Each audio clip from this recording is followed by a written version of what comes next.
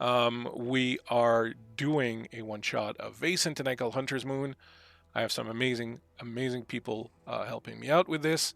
We are playing Vaesen. Vaesen is a game published by Free League Publishing. Um, Vaesen takes place in the 1800s in the Mythic North, so in Norway and Sweden primarily.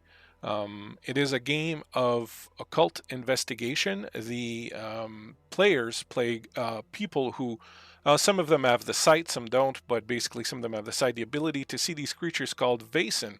Vaesen are sort of folk spirits of different types, so the trolls or elves, but also revenants and werewolves and different types of creatures that way.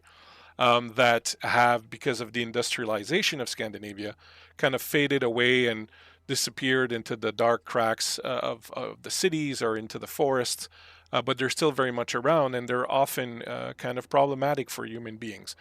And so these people who have, these investigators who have this skill, this ability to see the Vaesen, because normal humans don't see Vaesen, um, have dedicated their lives to protecting humans from the Vaesen. When we open our story tonight, we open in a small logging camp just up here near Trondheim. It's the Rutna Logging Operations that belongs to a company called Lokkspindlar. A few weeks ago, some problems started in the camp where some strange disease started spreading very quickly throughout all the workers, all the workforce of the logging camp. Not knowing what to do, they went to the nearest city, which is Trondheim, and there found the first doctor they could lay their hands on, which was Dr. Ackerman. The company then threw all the money at Dr. Ackerman to come out into the forest to the logging camp to investigate this particular situation. The doctor and his faithful manservant, Eckstrome, took the job, traveled out here a few weeks ago, and have since been investigating this disease, trying to help the people. Lokkspindlar seems to be loath to want to let more outsiders sort of come in. They kind of want to keep this quiet. So, Dr. Ackerman, you've been having some difficulties getting the help that you need and so on, and getting people to see that this is a real problem. Now, so far, you've figured out that whatever disease this is not contagious per se. You've been exposed to it and you haven't had anything. So, are some people naturally immune to it, or is there something more going on? In fact, you're probably starting to think that because there's nothing that you can see here that is reminds you really of anything that you've ever seen before. The effects of the disease are that people basically start wasting away, as if they even if they eat, which they don't do a lot of. It's as if they are wasting away. They start losing weight. They become very low energy, very low strength. They don't have a cough. They don't have anything like that. They just kind of waste away, almost as if they were waiting to die. So it's a little bit of a strange situation, and there's nothing in your previous knowledge that really kind of lets you know what's going on. But before we get to that, the Rutna logging camp is nestled deep within the rugged northern Norwegian forest. The first thing that would strike you when you walk into this camp is the crisp, biting chill in the air. The pristine white snow blankets the ground, clinging to the towering evergreens and creating a serene, wintry landscape that seems to stretch on forever. The camp itself is a collection of weathered log cabins, their rough-hewn timbers showing the signs of age and hard use. Smoke rises lazily from the chimneys, carrying with it the comforting scent of burning pine logs. The buildings are huddled closely together, forming a protective circle against the unforgiving elements. One would expect the sound of axes biting into wood, the rhythmic thud of men hard at work, stout loggers bundled up in heavy woolen coats and fur-lined hats, swinging their axes with precision, chopping down massive trees that have stood for centuries. The echo of their labor reverberating through the forest, a constant reminder of the industry that drives this camp. You would expect to see large draft horses, their breath forming clouds in the cold air, standing ready to haul the freshly felled timber, harnessed to sleds that would transport the logs to the nearby river where they would be floated downstream to the sawmills. But the atmosphere in the camp is one of stillness. A tense silence hovers over the camp, and a pall hangs about it like a mist. Something is wrong here. There's no work being done, and the only sound to occasionally shatter the stillness is a moan of pain, a cry for help, or the sobbing of the sick and dying. The northern lights dance in the night sky, casting an ethereal glow over the camp, but as you step out of the infirmary, Dr. Ackerman, having just lost another patient, you cannot see the beauty in it. Your faithful manservant, Eckstrome, is nearby, warming himself by a small campfire, along with the person in charge at this point, the cook Jensen, who, because of several deaths in the higher ranks of the hierarchy here, has been left sort of in charge at this point.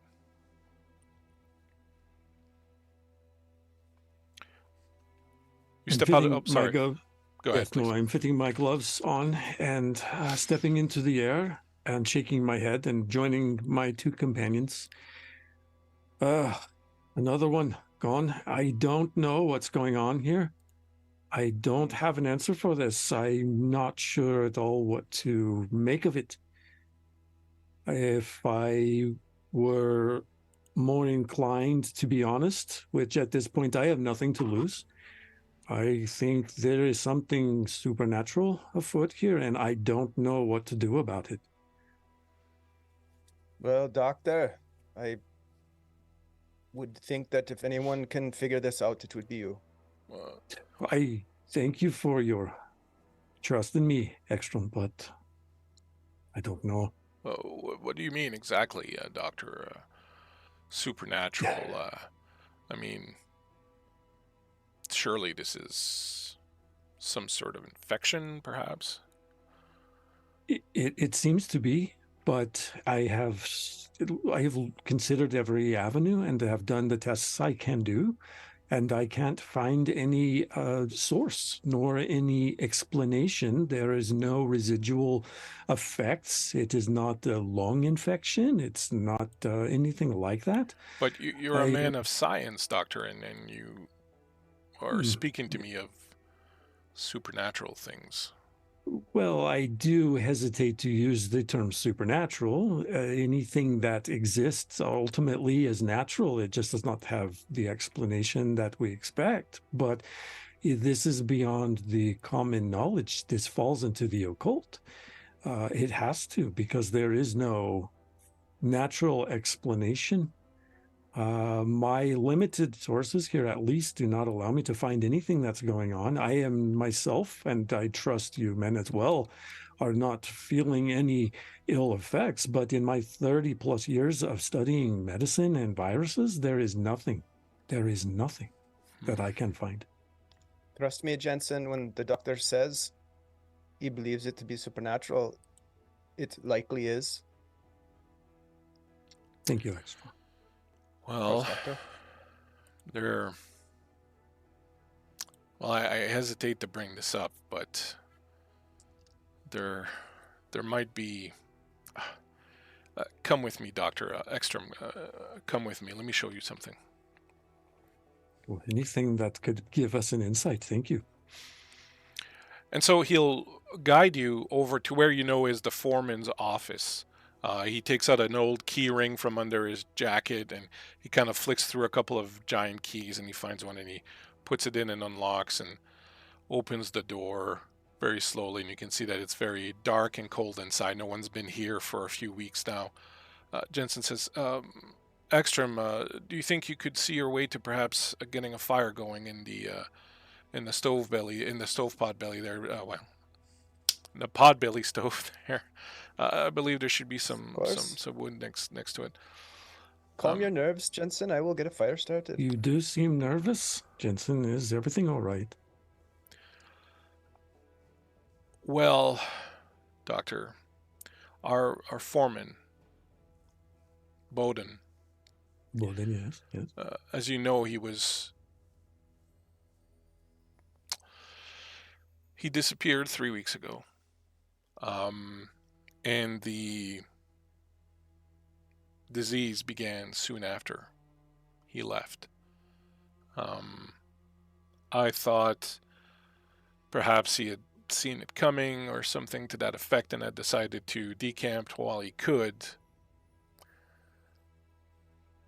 Where would he have gone? No one knows. He was simply gone one morning. But you mentioned the supernatural, and well, Boden mentioned a few times out in the forest, a little north of here. There is a lodge, an old home, and he looks at a map on the wall, and right here, and he points to a direction. It's a little bit north by northeast of here. There Can you is an tell how old. far, Bleak, by looking at the map? It would be like a few hours of trekking through the forest. An old lady lives here. Well, she's not old, but there's a woman who lives here. Most people believe she's just a little bit not well. But Bowden a few times talked about the fact that she was perhaps a bit more than that. He called her a saedr, which I think is some sort of witch, perhaps, or a wise woman of some sort. In any case, the men had a standing orders not to go anywhere near the lodge and not to approach or talk to this woman. If anyone in the area might have any sort of understanding as to anything supernatural occurring, I would assume that it might be her. Seemed likely, Doctor. This saedr could be the source, perhaps paying a visit. Oh, I don't want to jump to those conclusions, but it could be that Boden went there, and maybe there is some more to be found. Yeah, I Well, can see it. you can feel free if you want to rummage through Bowden's office. There may be some clues after he left and the disease started. We just locked it up, but well, This is helpful. Yeah, I wish I had known more or sooner, perhaps, but this will be a good place to perhaps find a lead. understand this, Doctor. My bosses, the people who run Lokkspindlar from the headquarters, are not patient, forgiving, or kind people even. They were very strict with their orders that we were to bring one doctor here and one doctor alone and have him inspect the victims and just that and not speak of anything else going on in the camp. They are very secretive, they are very closed off, and I strongly believe that definitely I'm putting myself in danger by just telling you this much here, but Jensen, calm your nerves. I look at Eckstrome and I just shake my head and say, "This is why there has been no word, or any of the requests I have made have not been fulfilled. The time we've been here, should have known." I didn't read the last page of the contract. I just signed by the amount. Something else you should know, Doctor, and again, I'm sorry I did not mention it earlier, but one of the patients you have been treating, Eric, is Boden Yorth's son. Well, I'll leave this here with you, and he puts the keys on the desk and he lights a candle there. I'll leave this here with you, and I'll go and bring some tea to the people in the tent. I'll have some for you also if you want to do what you need to do here. Before you go, do you think there is some connection I'm not seeing to Eric and what is going on? I don't want to know, Doctor. There are some strange things afoot. I'm a simple cook. I'm sorry to just drop this in your lap, but I'd rather not know. I'd rather not know. Jensen, you are more than simple cook. You are Well, it is good that you shared this information with us, regardless of your employer's intentions. I You should wish be I'd proud have of done it yourself for sooner. speaking up. It's okay. And Eckstrome will kind of pat him on the back a little bit. I'll leave you to Well, it then. thank you. Yeah. Thank you. There'll be hot tea when you're done. And he shuffles off out of here. Eckstrome, quickly, we should look and see if we can find anything before we decide if we're going to visit this saedr. Of course, Doctor. Let's see what we can find. Go ahead, my friends, and make me investigation rolls. So you're going to roll your investigations and your wits. So the way the system works for Vaesen, unfortunately, I can't drop any links in here. I'm not a mod, and the links won't survive.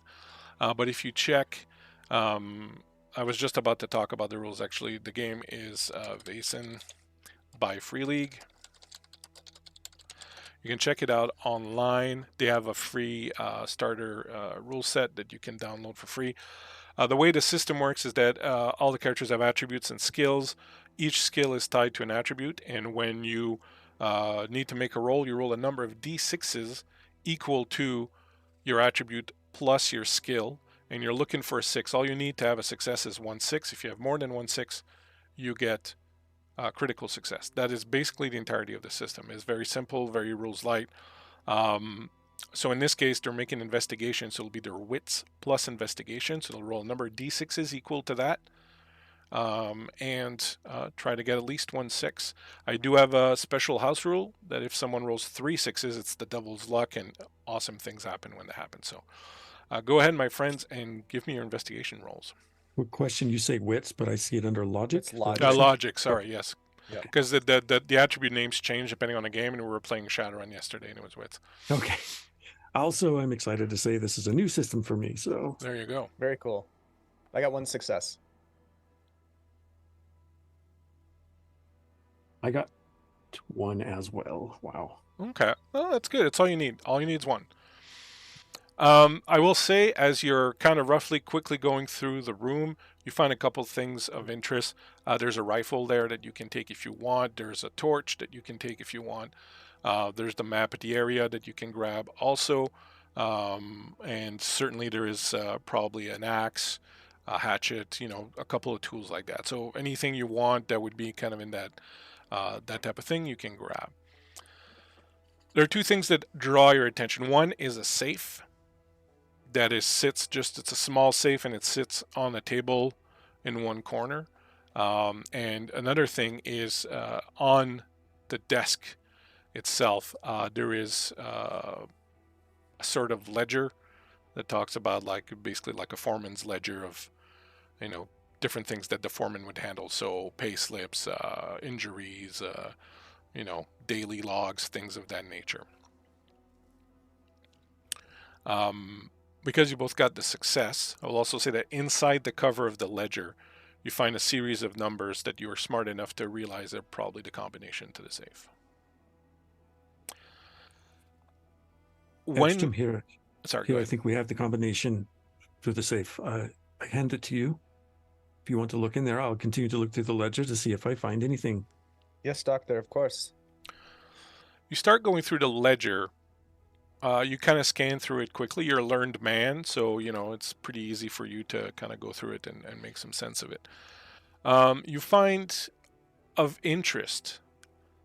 The only thing that kind of seems odd is an assessment that shows that from its inception about 3 years ago, when the logging camp was first built, Lokkspindlar Industries has been paying death benefits 9 times every 9 weeks, on top of regular benefits that they pay for other injuries, or the first time you see it go by, it doesn't, it's the 1800s, death in the logging camp, it's probably not that. But then you realize 9 weeks later there's another 9. 9 weeks later there's another 9. 9 weeks later there's another 9. And over 3 years of this going on. The ledger shows that these foremans were handled privately, directly by Boden Yorth himself, the foreman. The last payment is dated roughly 13 weeks ago. Who are these payments made? To the families. They are indemnity payments to the families who lost a family member and who was working here. All the deaths are different, tree fell on them, problem with the saw, frostbite, whatever. But any unusual record of illness? Nope, nothing of the sort. There's, here and there it'll be like, oh, the flu ripped through the camp, or the runs ripped through the camp or whatever. But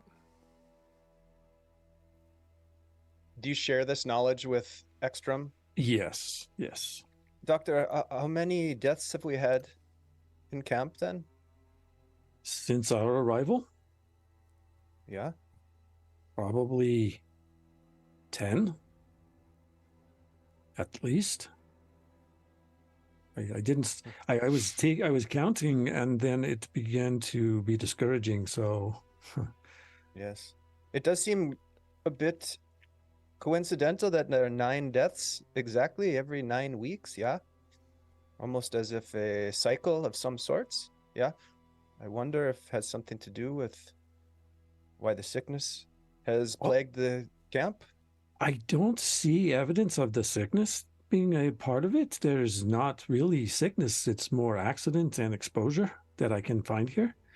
The thing is that the payments were regular and seen to by Bowden all this time for 3 years, and they haven't been made for 13 weeks. I don't know what the math means for now, but it seems to be worth noting. Well, let's have a look in the safe then, shall we?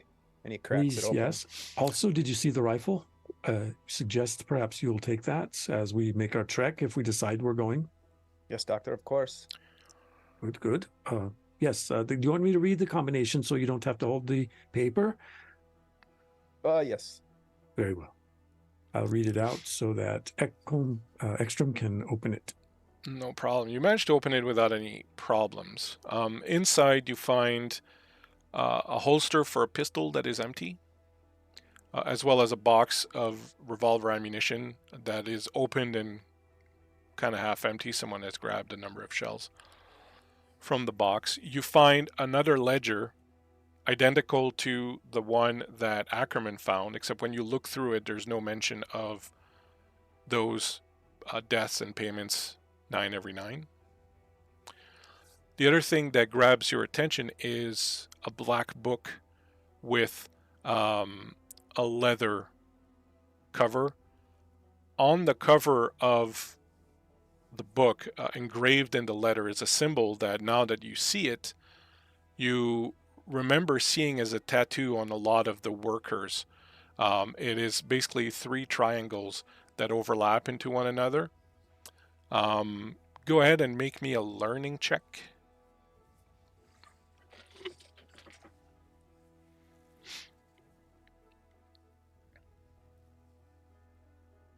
Nope, not for me.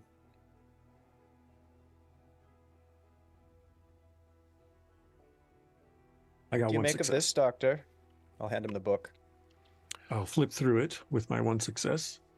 So you don't know what the symbol means, but you know that it's an ancient Norse symbol.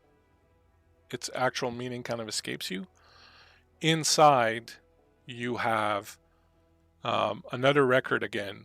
On each page, 9 names. The next page, 9 names. Next page, 9 names. They match up with the records that you found earlier. But they seem to be written in a sort of...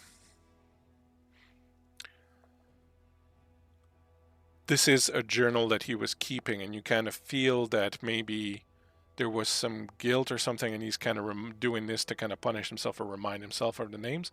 But the thing that stands out to you is that there's 1 extra page than what you've counted already in the other book.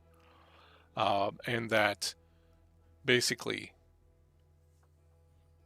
when the next 9 should have happened, which was 3 weeks ago. One of the names on the list that is written down is Eric Hjorth, Bodin's son. So clarify for me, if you will, is Eric still alive in the camp? Yeah, he's still alive. He's one of the ill ones. You check the other names. Some of them have died in the sickness, but some are still alive. And a couple of them have not even caught the sickness. You have that look, Doctor. Well, look here. This is Bodin's son. You've met Eric. Yeah. And some of these other names in here, they have been listed, but they are not sick. It is suggesting to me that there is some sort of intentional illness now being applied. You see what I'm looking at? I will defer to your intuition on this, Doctor.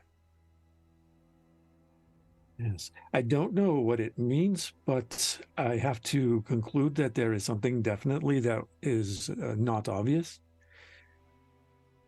And it does speak hand in hand with occult knowledge. I have no other explanation, and Bodin is not here to answer any questions, so perhaps we can get lucky and find him at the saedr. Yes, or some sort of answer to our questions, at least. It is curious. I have a strange hunch that perhaps the foreman was seeking to end the cycle. Jensen, he seems. Do you mean Jensen or do you mean Bodin? You mean Bodin, the foreman? Bodin, yeah. the foreman. Well, it because it appears that it landed on his son. Yeah. I can see the confusion and the hurt, or the concern. Yeah. If this is being assigned outside of the foreman, then there are certain pieces that are coming to my mind, but I do not quite yet know where to place them. I have faith, Doctor, that you will put the pieces together. Yes, thank you. I know you do. But I rely on your input for sure. You're my most trusted advisor. Thank you, Doctor. And Eckstrome picks up the rifle and kind of cycles through, pulls the bolt back, looks through. Is it loaded? It is. Hasn't been fired in a Pushes while. the bolt back. Mm-hmm. I will carry the torch. That is the extent of my skill with such equipment. But I don't see anything else, but I think that I should keep this particular copy of the ledger. Yeah, I agree. Also, let's grab an extra blanket or two so that if we do happen to get lost, we're not in the forest without protection. I have sworn my allegiance to you, Doctor. I will not let anything happen to you. Very well. But of course, we can't control the elements. Not yet. Yeah. Sometimes I don't understand your humor, but I appreciate that that it is there. If you leave shortly, you think you can make the cabin by like early afternoon. Yeah, I see nothing else here. Let's make way while we can, while the weather is good, and we are sure to see our path. Yeah. So you will grab your stuff, get some supplies from Jensen. He will provide you with snowshoes. There's really no use taking a horse up there. It's just not going to work. Snow is too deep. So he'll provide you with snowshoes, extra jackets and mittens and hats and everything you might need, as well as some food and a couple of thermoses of hot coffee or tea, whatever you like. And you will set off through the forest, heading for the saedr's lodge. Meanwhile, speaking of the saedr's lodge,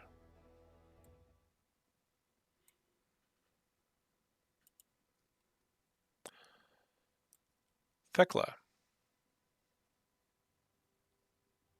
you have been here at the saedr's lodge for some days now.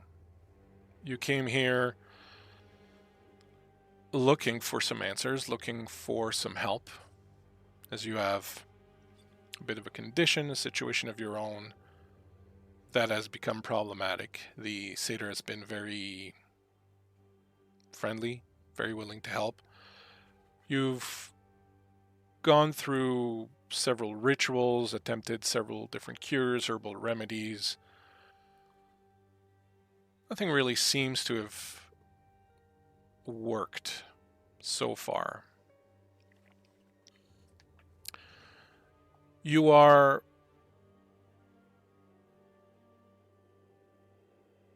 suddenly aware that you're on a boat. There is a thick fog that surrounds you. A thick fog that surrounds the boat. You can barely see off of it. There is something deep inside of you. Something powerful, primitive, primal that is kind of guiding you. You are moving very stealthily along the corridors, over the cabins, hiding out. The boat is still, it's not moving, it's not going anywhere, almost as if it's mired in something, perhaps ice. The people are hiding away.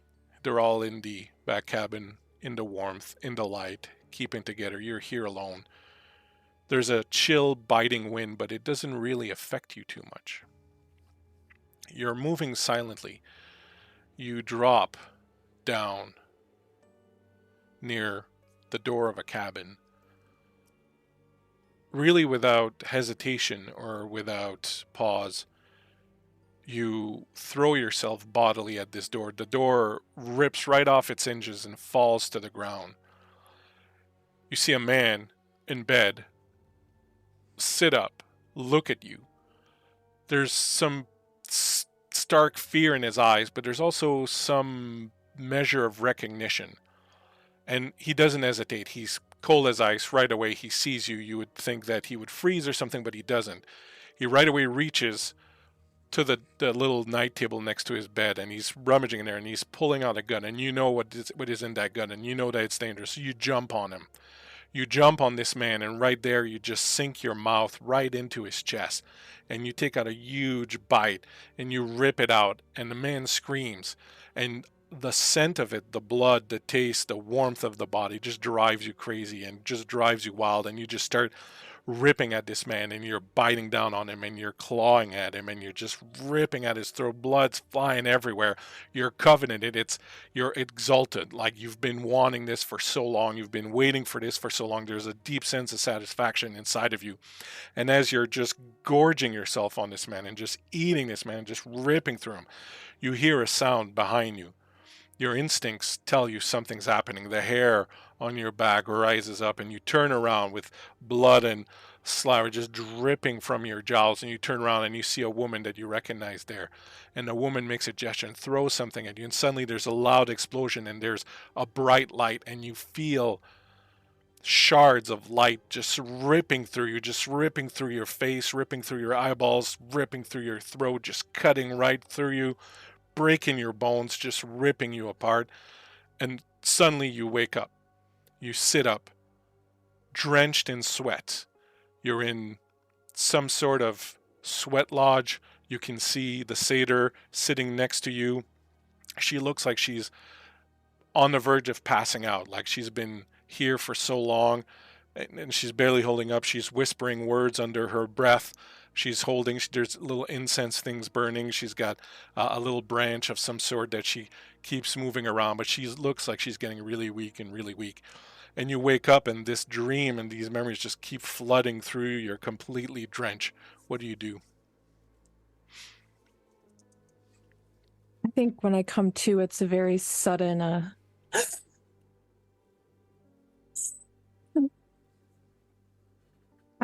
Astrid? And she's gonna reach out and try to touch the saedr's hand.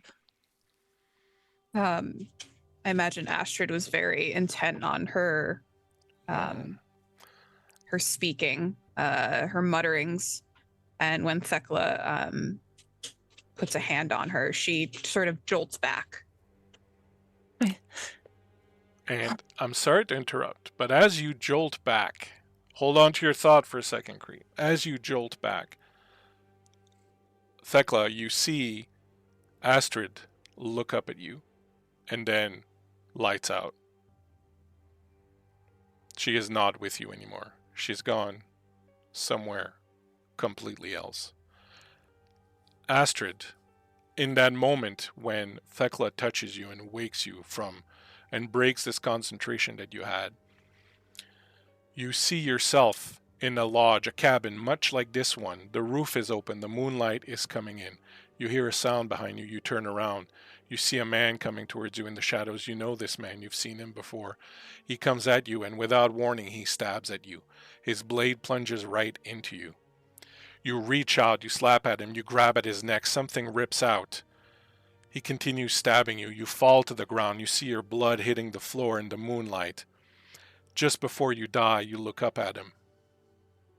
You see his face. You recognize him. It's Ulfrith. With the blood and the moon that is coming down, you whisper a curse on his name. He bends low, and as you die, he rips out what you took from him, a pendant that's in your bloody hand. You see a wave of undead warriors armed with axes. They're chopping down trees. Blood is flowing from these trees as they chop them. You're tied to one of them. The tree is on fire. Your flesh is burning. You're cooking as these undead warriors chop all these trees around you. You hear the sound of a circular saw cutting through wood. There's a scream. It's yours. You see a crow, another crow, both of them watching you from trees nearby.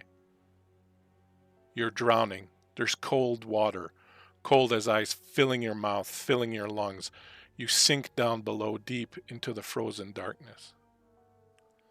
You hear a crow cawing. Creep, you hear a crow cawing outside also. You come to. You're staring at Thekla, who is drenched in sweat and shaking you. I imagine that with the last vision of me drowning, and then kind of look around. Clearly, she's very, whatever it is she saw, she is very disturbed by it. It has deeply shaken her. Thekla, are you okay? Are you okay? Yes, I'm fine. Just a nightmare. She's gonna sort of lean back in her chair. I did not think the ritual worked. I do not think it worked. You didn't feel anything, did you? I'm afraid I don't feel any different. She looks disheartened. This has been days of trying every sort of ritual and concoction that she's managed to dig up in her books, and she looks at you mournfully. I'm sorry, Thekla. We will find something. We will find something that works. I hope.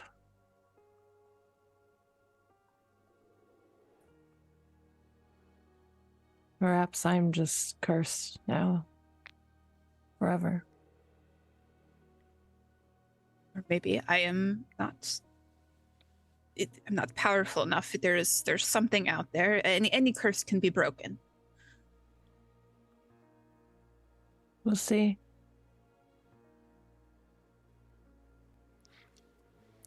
Both of you feel, even though you don't feel anything's changed in you, Thekla, but both of you feel something pressing in at the edge of your consciousness, the one that reaches out further than your normal human senses can, and warns you or tells you that something is strange or different around. And you can tell that there's something in the area that is off.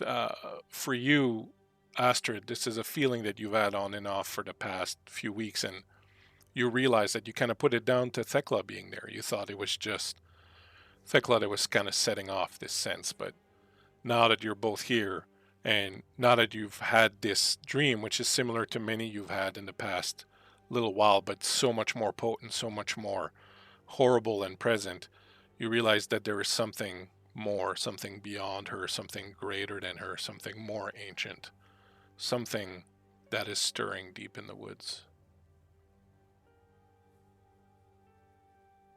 Astrid sort of looks around. Do you feel that, Thekla? There's something wrong outside. The woods are too quiet. I keep having these visions of my death. And in some of them, there are men chopping down trees in a forest. It's most unusual.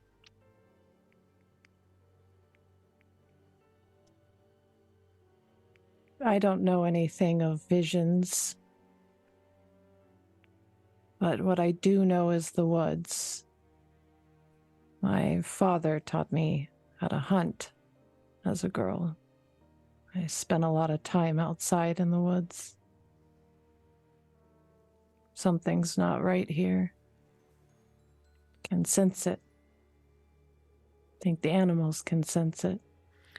As you say that, you hear the cawing of crows outside again. Perhaps you're expecting visitors? Crows seem to know something's going on. Astrid sort of shakes her head. No, I don't. Not many visitors come for me. You're probably the first person I've seen in quite some time. I think Thekla's gonna instinctually stand and reach for her rifle and take a peek outside, but remaining quiet while doing so. Certainly Astrid would know that traditionally crows announce bad news. They are tied to the afterlife, they are tied to knowledge and wisdom, but usually a knowledge and a wisdom that brings dark tidings with it. And when you look out the window, you see two black crows perched in one of the trees outside. The tree's completely leafless, of course, at this point, and it's not an evergreen, so it's just these twisted, gnarled branches that are kind of standing up against the stark sky. And you see these two plump, black birds of doom just kind of sitting there looking around. And the strangest thing is you hear them talking to each other, and one's calling the other one doctor, and you're not too sure exactly what's going on with these crows. And then you realize, as your gaze comes down, that there are two men coming up the way towards the camp.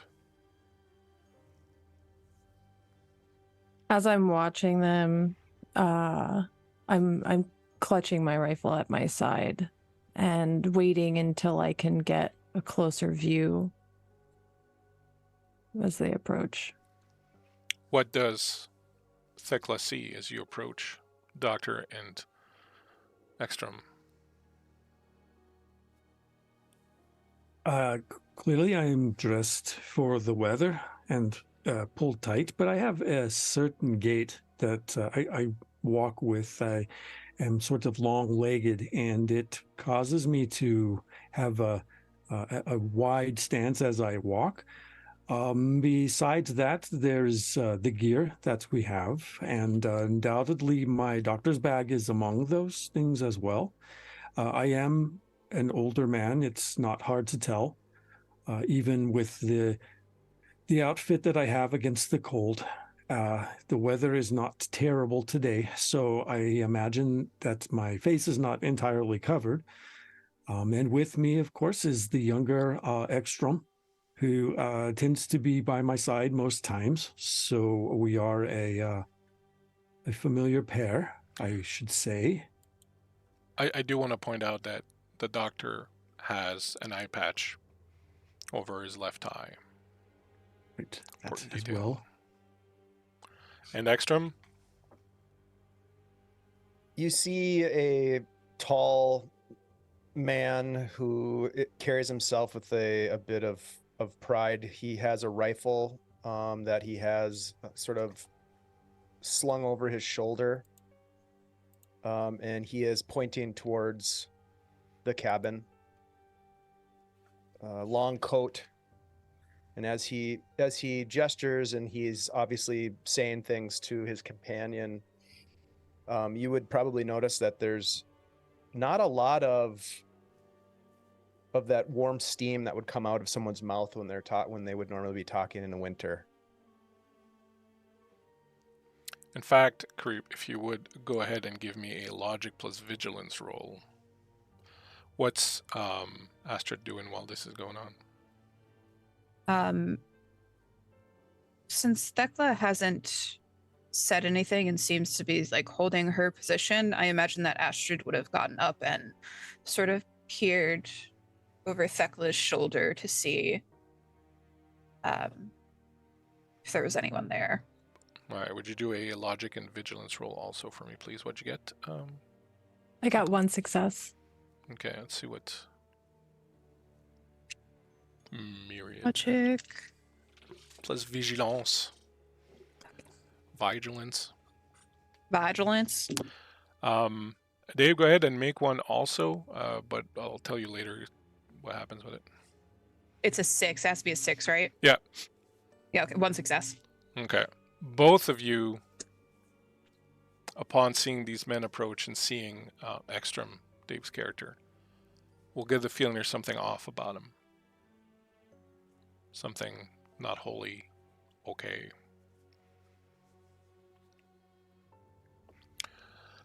You approach this tall building done in the old Norse style, kind of like a Viking hall almost, but built up rather than a long house.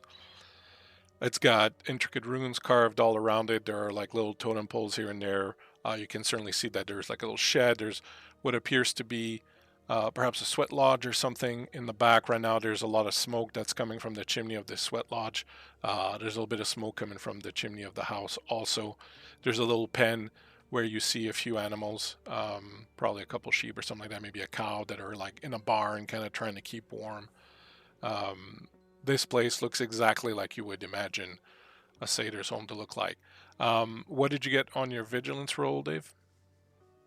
I did not get any successes. Okay. But for now, neither of you can see anyone or anything about the house. Well, look, Eckstrome, this must be the place. It's a much larger compound than I expected, but it is certainly what I would have expected. Let us see who is home. Yeah, stay behind me, Doctor, just to be safe. Oh, very well. Eckstrome will approach somewhat cautiously.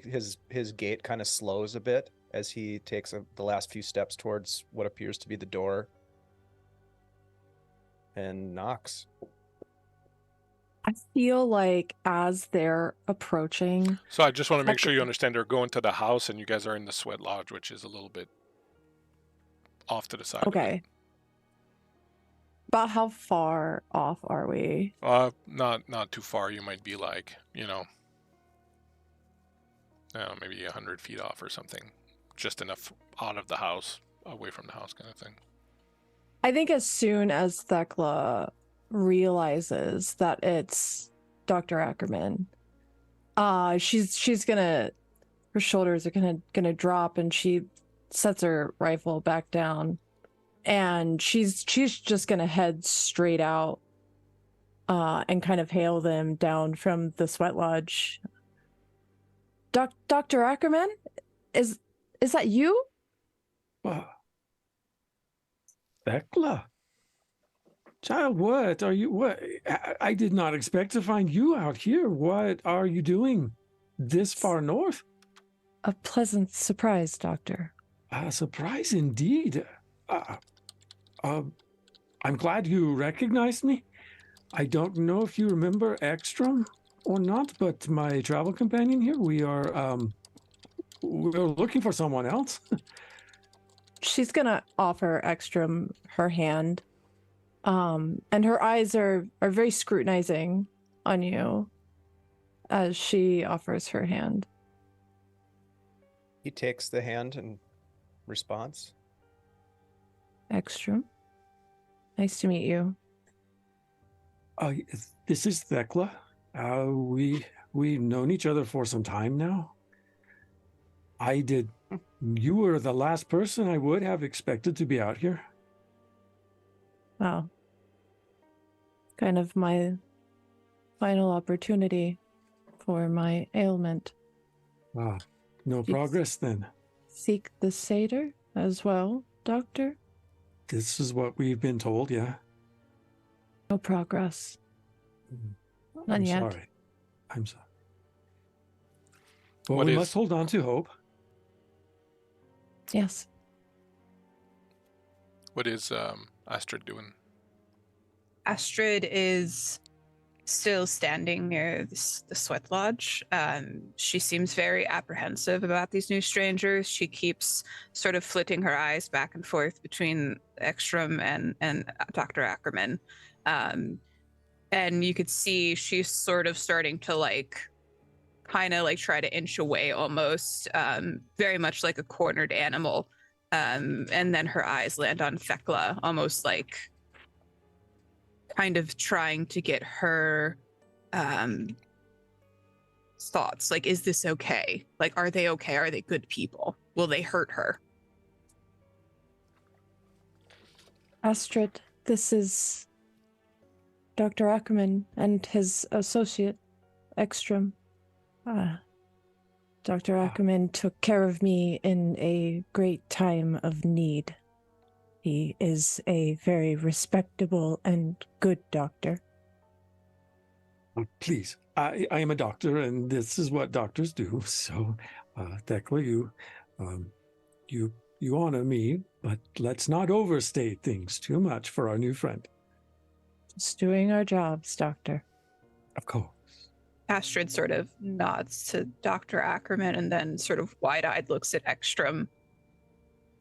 Eckstrome, my companion. Pleasure to meet you both.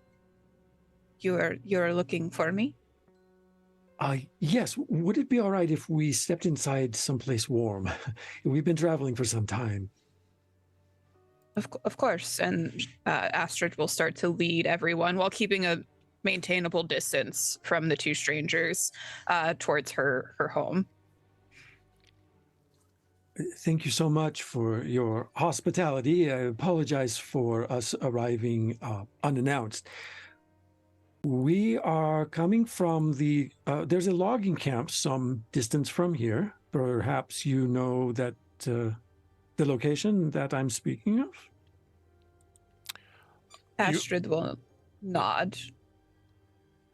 I do want to say that you know it, and I think Astrid would feel very negatively towards them because they're not just a logging camp, they're a clear-cutting camp. They are aggressive in their logging. They are very destructive. They disturb nature. They hunt way more than they should in the area. They've been displacing animals.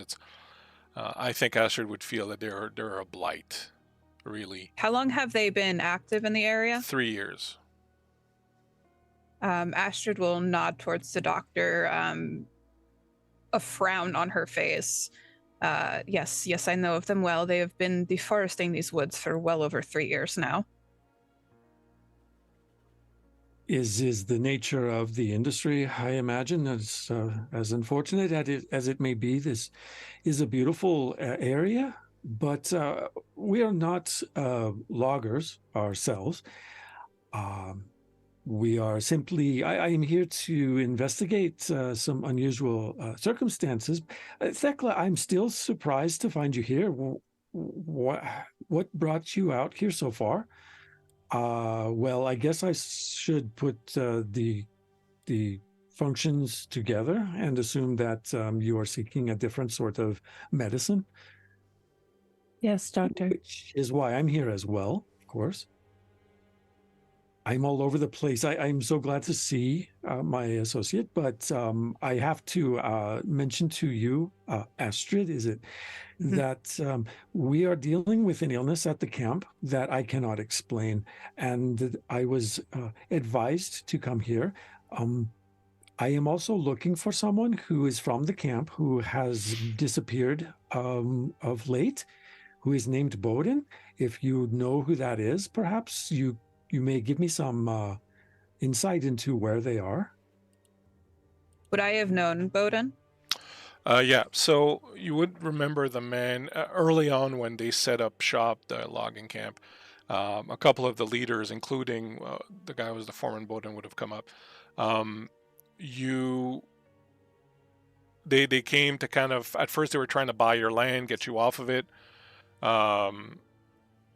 Then they started kind of getting aggressive about it. You used some of your abilities and powers to kind of, tell them don't mess with me. And eventually they sort of just said, all right, fine, we're just gonna cut around you and not bother you.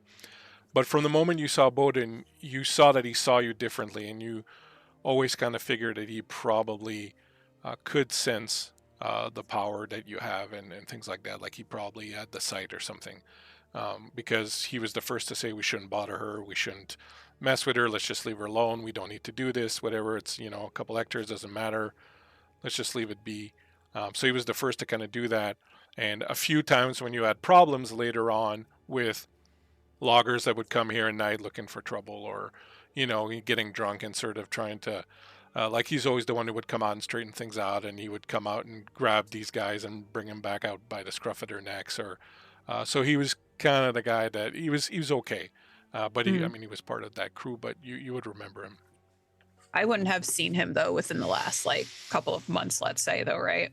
No, but now that he's mentioning that, you do remember that just before Thekla came to you, you woke up one morning and you saw tracks in the snow around your house, like someone had come up to the front door but not gone through with knocking or entering or something, then leaving again. You at first had kind of put it down at maybe one of the loggers, again, kind of doing some stupid and then changing their minds at the last second. But now that you kind of think about it, the tracks as they left didn't go back the way they came. They continued going north. Astrid's going to sort of think for a moment. I have not seen Bowden in quite some time. He was one of the kinder people in this area, but perhaps nearly a week ago, too, maybe, there were some tracks in the snow coming up to the cabin. They seem to have turned around and headed further north.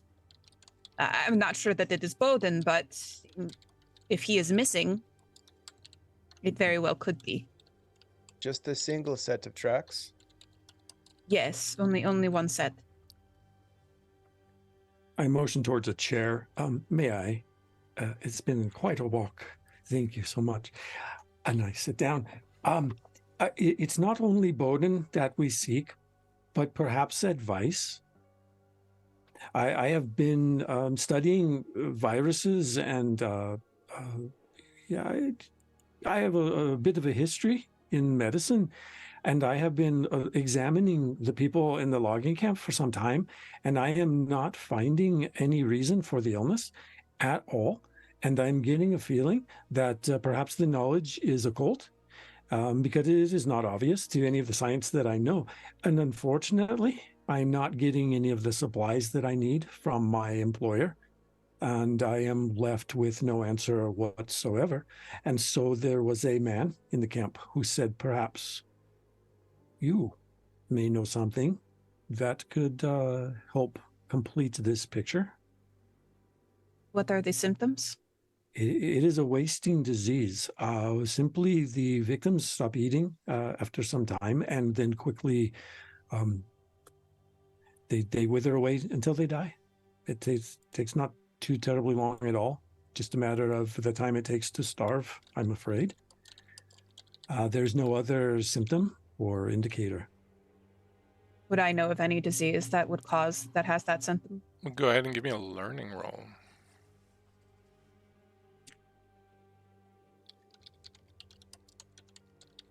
I have 2 successes. You know of a curse. The curse is called Eviksuth, which means eternal hunger. It is normally not powerful enough to afflict kind of an entire camp, but basically what it does is it creates a sense of powerful hunger in someone that can never be satiated. Usually this leads people to kind of eat and eat and eat until, they pass out or whatnot, but you could see it being used in a slightly different manner that would create the effects of hunger and of starvation without the need to for someone to gorge themselves. But of satyrs that can do that to one person, can put a curse on one person and it lasts for a few hours. For it to last weeks and to affect dozens and dozens of people is pretty impressive. Astrid's going to furrow her eyebrows. There is a curse in particular that can cause those types of symptoms. Eviksul, it's the eternal hunger. Normally it causes people to have this ravenous hunger and they just eat and eat and eat and they just never feel full. It's quite unheard of for it to lead to them to wither away and die. Especially so many people. If it is the work of a saedr, it is a very powerful saedr and not one that I have heard of. I have so many questions. First of all, I can tell you that they are not eating at all. There's no interest. It simply takes them over and then they waste away. They have no desire to eat. The other question I have, are there other satyrs nearby that perhaps would be disconcerted enough to take such an action? Astrid's going to shake her head. No, I am the only one in the region. And forgive me for asking, but you don't then know anything about the origin. I'm afraid I do not. I try to stay away from the logging camp as much as possible. And yes, indeed, of course. Doctor, I look at if you would allow me to offer a question to Miss Astrid. Of course, my friend. Perhaps the book that we found would reveal something that to Miss Astrid that we cannot determine. Yes. Look here. Of interest to me is the list of names. These are people in the camp. And you see the last name here is this Bodin's son. And some of them are not yet ill. Eric is, and others are. But it seems to me that there is some sort of connection here to this list. And those in the camp who have been somehow... the puzzle is in pieces in my mind, and I have not been able to put them in the right order yet. But it seems to me that there is some suggestion of connection to... and look, there are these payments that were made for those who have been lost in the camp to the families. And you see they are in intervals of 9. And they lasted for 3 years. And then about a few months ago, they stopped. And then Bodin, who was overseeing this, also left. And then the sickness came. And so you see there are these pieces and they're floating around. And I simply can't put them in order in my mind. But does it mean anything to you? Would I know of anything that would cause these deaths to come in 9? So... You show her the book, right? You said? Yes. When you see the book, the symbol that's on the cover of it is the symbol of the 9 worlds. So in Norse mythology, There are 9 worlds that exist. They are attached to the world tree Yggdrasil. The symbol of the overlapping triangles is one that represents these 9 worlds kind of connected to each other. The notion of the 9 by 9 by 9, you would know in your, just as a saedr, that traditionally the Norse warriors, the Vikings as we call them, would worship their gods. Every 9 years they would gather at Uppsala, when Uppsala was just kind of a shrine for them and not the city that it is now. They would gather every 9 years at Uppsala, and they would sacrifice over 9 days of revelry. They would sacrifice 9 of different things: 9 sheep, 9 cows, 9 chickens, 9, throughout every day they would do that. And on the last day, they would have 9 human sacrifices. And these human sacrifices were always willing.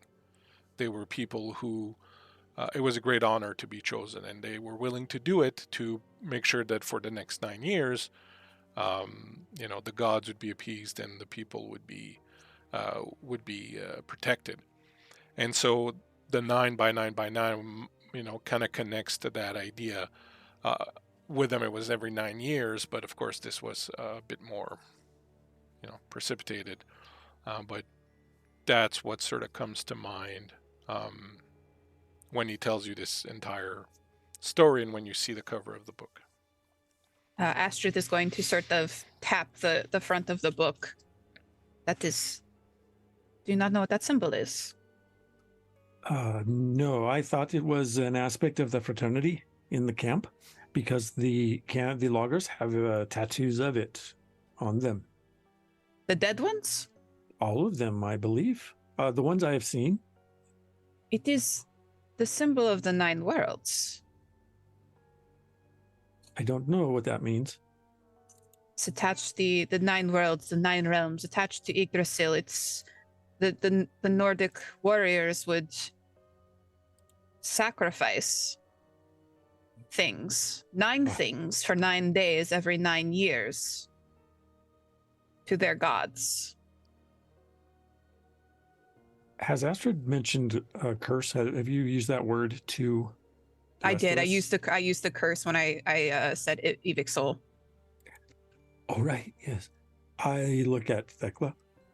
It seems we have several threads going here that are related, but I still don't know what to make of it. As a man of science, I am not entirely closed to the solutions that go beyond the known science, of course, but I don't know how to follow these leads. Perhaps the 4 of us can put our minds together, and I'm afraid, and I look at Eckstrome, I'm afraid I'm feeling a bit lost in this moment. So what you can do, if you want, if you're all feeling a little bit lost, which is perfectly fine, you could roll a learning check, and then I could sort of help you a little bit, perhaps with some of the clues if you need to, or give you an idea of where it might go if you want. But if someone has an idea...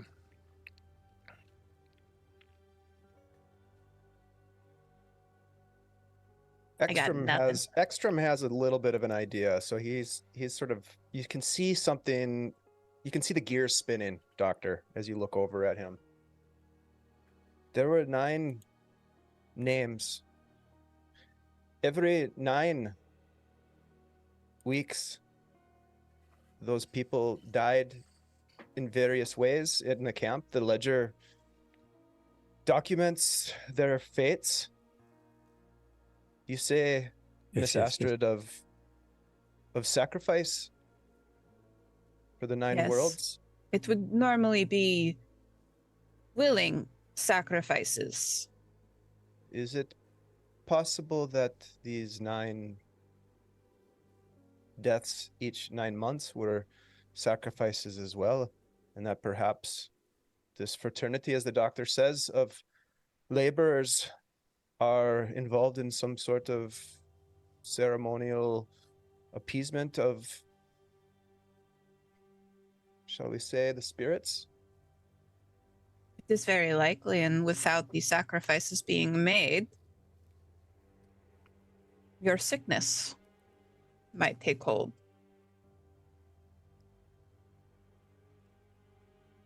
Eckstrome, you are a brilliant man. You are a philosopher of life and I've death, spent apparently. much time with you, Doctor. A bit of your intelligence seems to be rubbing off. It's a sort of, it flows into the ether, I suppose. The only question is, what were they making sacrifices to? Aye. Sorry, go ahead. Thekla's going to glance over to Astrid. Do you think your visions have much to do with this? The men chopping down the trees. I will look to the other two. I've been having visions recently, mostly of my own death, which is rather disconcerting, but visions of men chopping down trees as well.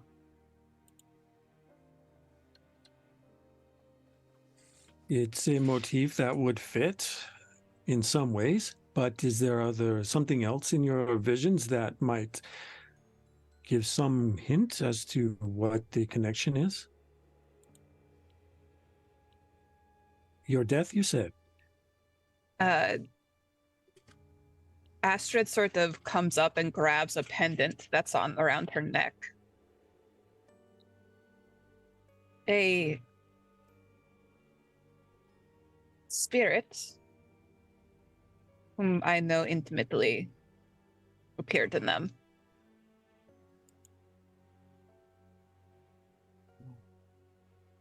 And is this spirit maybe related in some way to this 9 worlds, or to curses, or some other connection?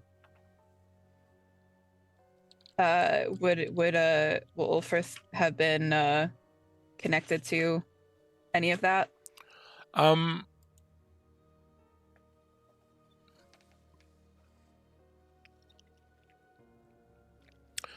There's nothing that really stands out as being a possible connection for you. You've never really been able to sort out exactly who, what, where Ulfrith was. And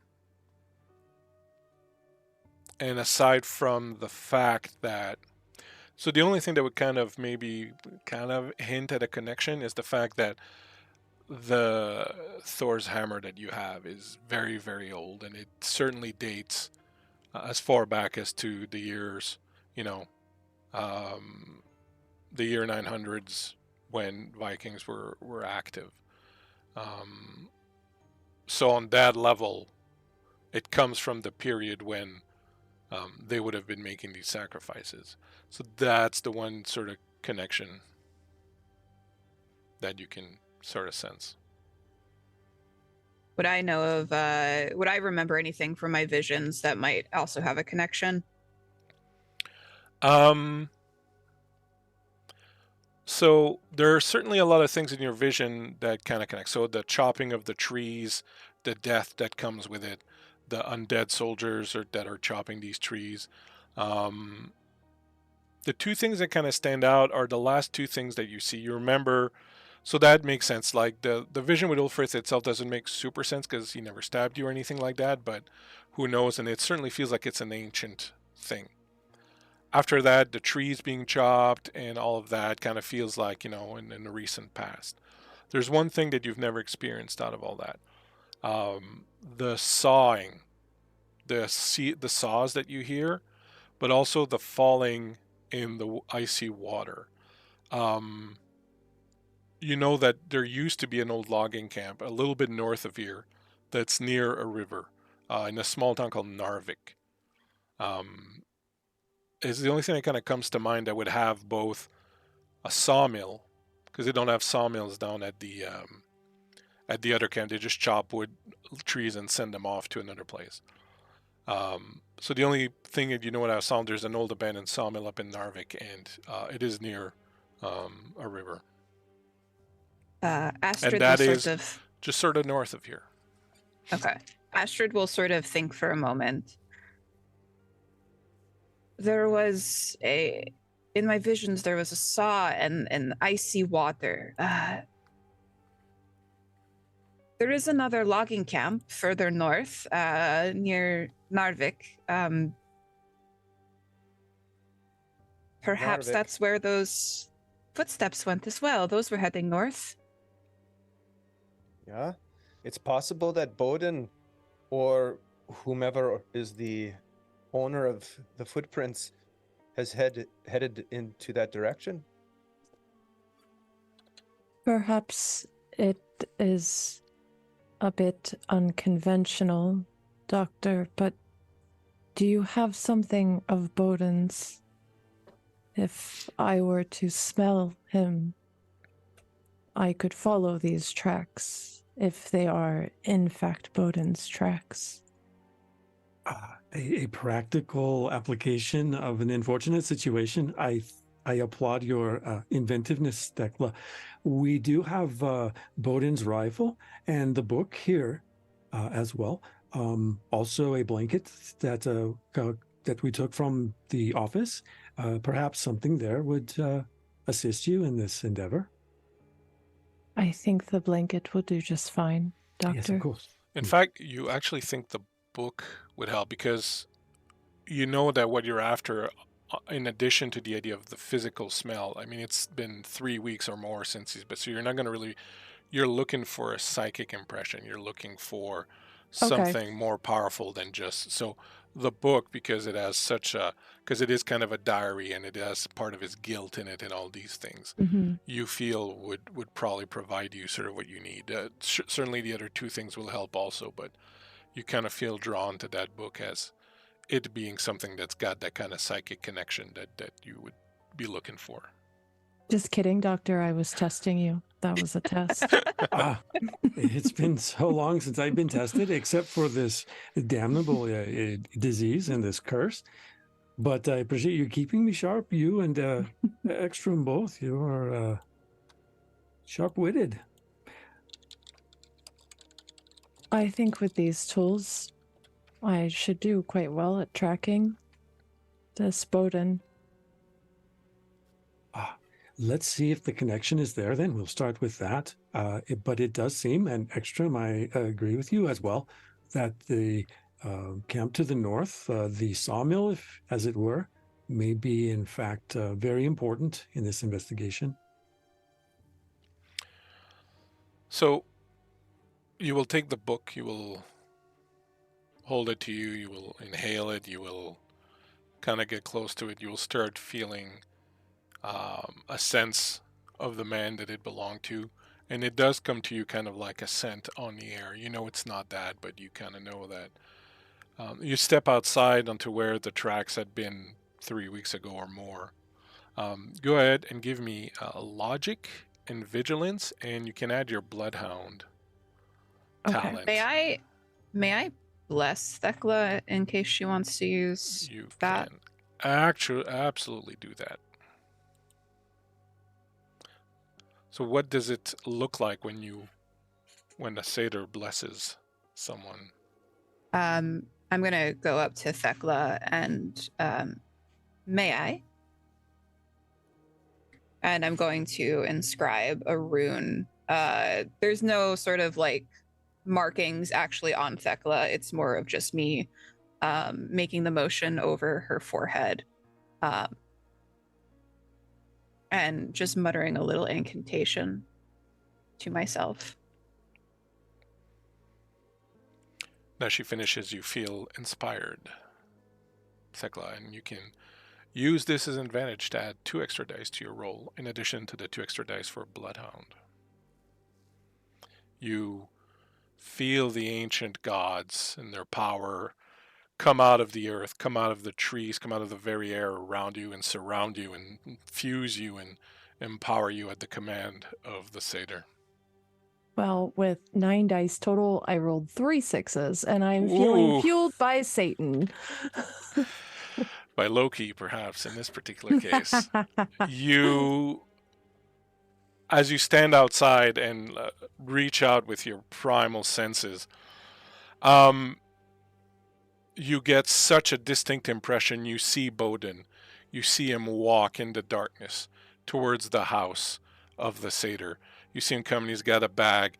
He's got a look like a hangman on his face. Like he's got like this look of utter guilt and dejection. And he walks up and he stands outside in front of the house for what seems like an hour or so. There's snow that amasses around his feet. And then finally, he kind of shakes himself and walks forward and goes up onto the porch. And you see all this happening. You see him ghostly kind of go through you. You see him reach up and hesitate just moments away from knocking on the door. And you can feel how desperate he is. You can feel how guilty he is. You can feel how afraid he is.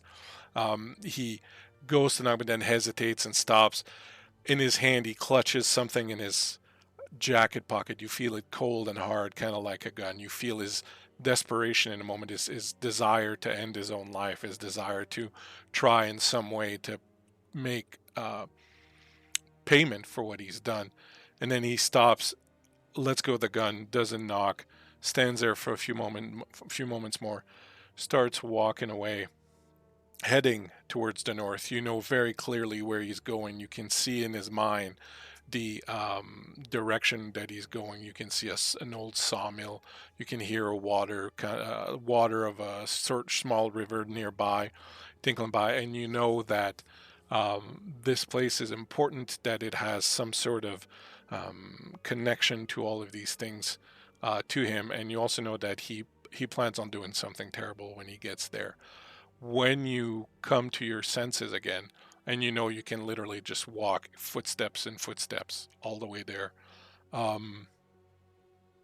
you see the 2 crows up in the tree.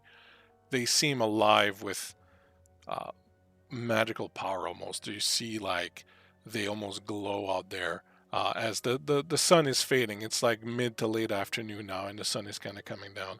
And those 2 crows look at you, and you can tell that they understand what you've done, and they feel like you've done the right thing, and that they're like, all right, she did good, sort of thing. And if you want, you can kind of imagine the 2 old men from the Muppet Show kind of standing in the back and sort of passing. Well, I was going to ask, does how ingrained in Norse mythology is Thekla? Does she understand? Does she have a suspicion of the crows in the forest? You tell me. How ingrained is she?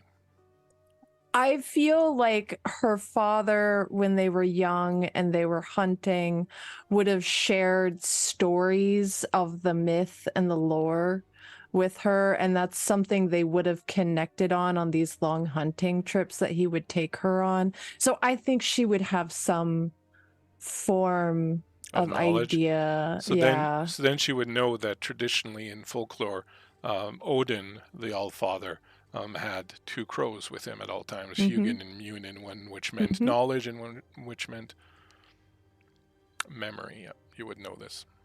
I think she would look back to the group, and you would see this glint of new knowledge, of knowing in her eyes, and she would say, I believe the hanged man watches us on our path.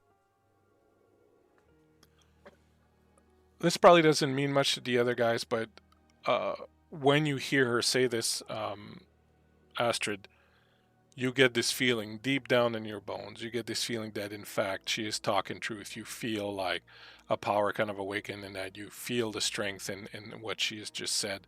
You recognize it now that it's on the air.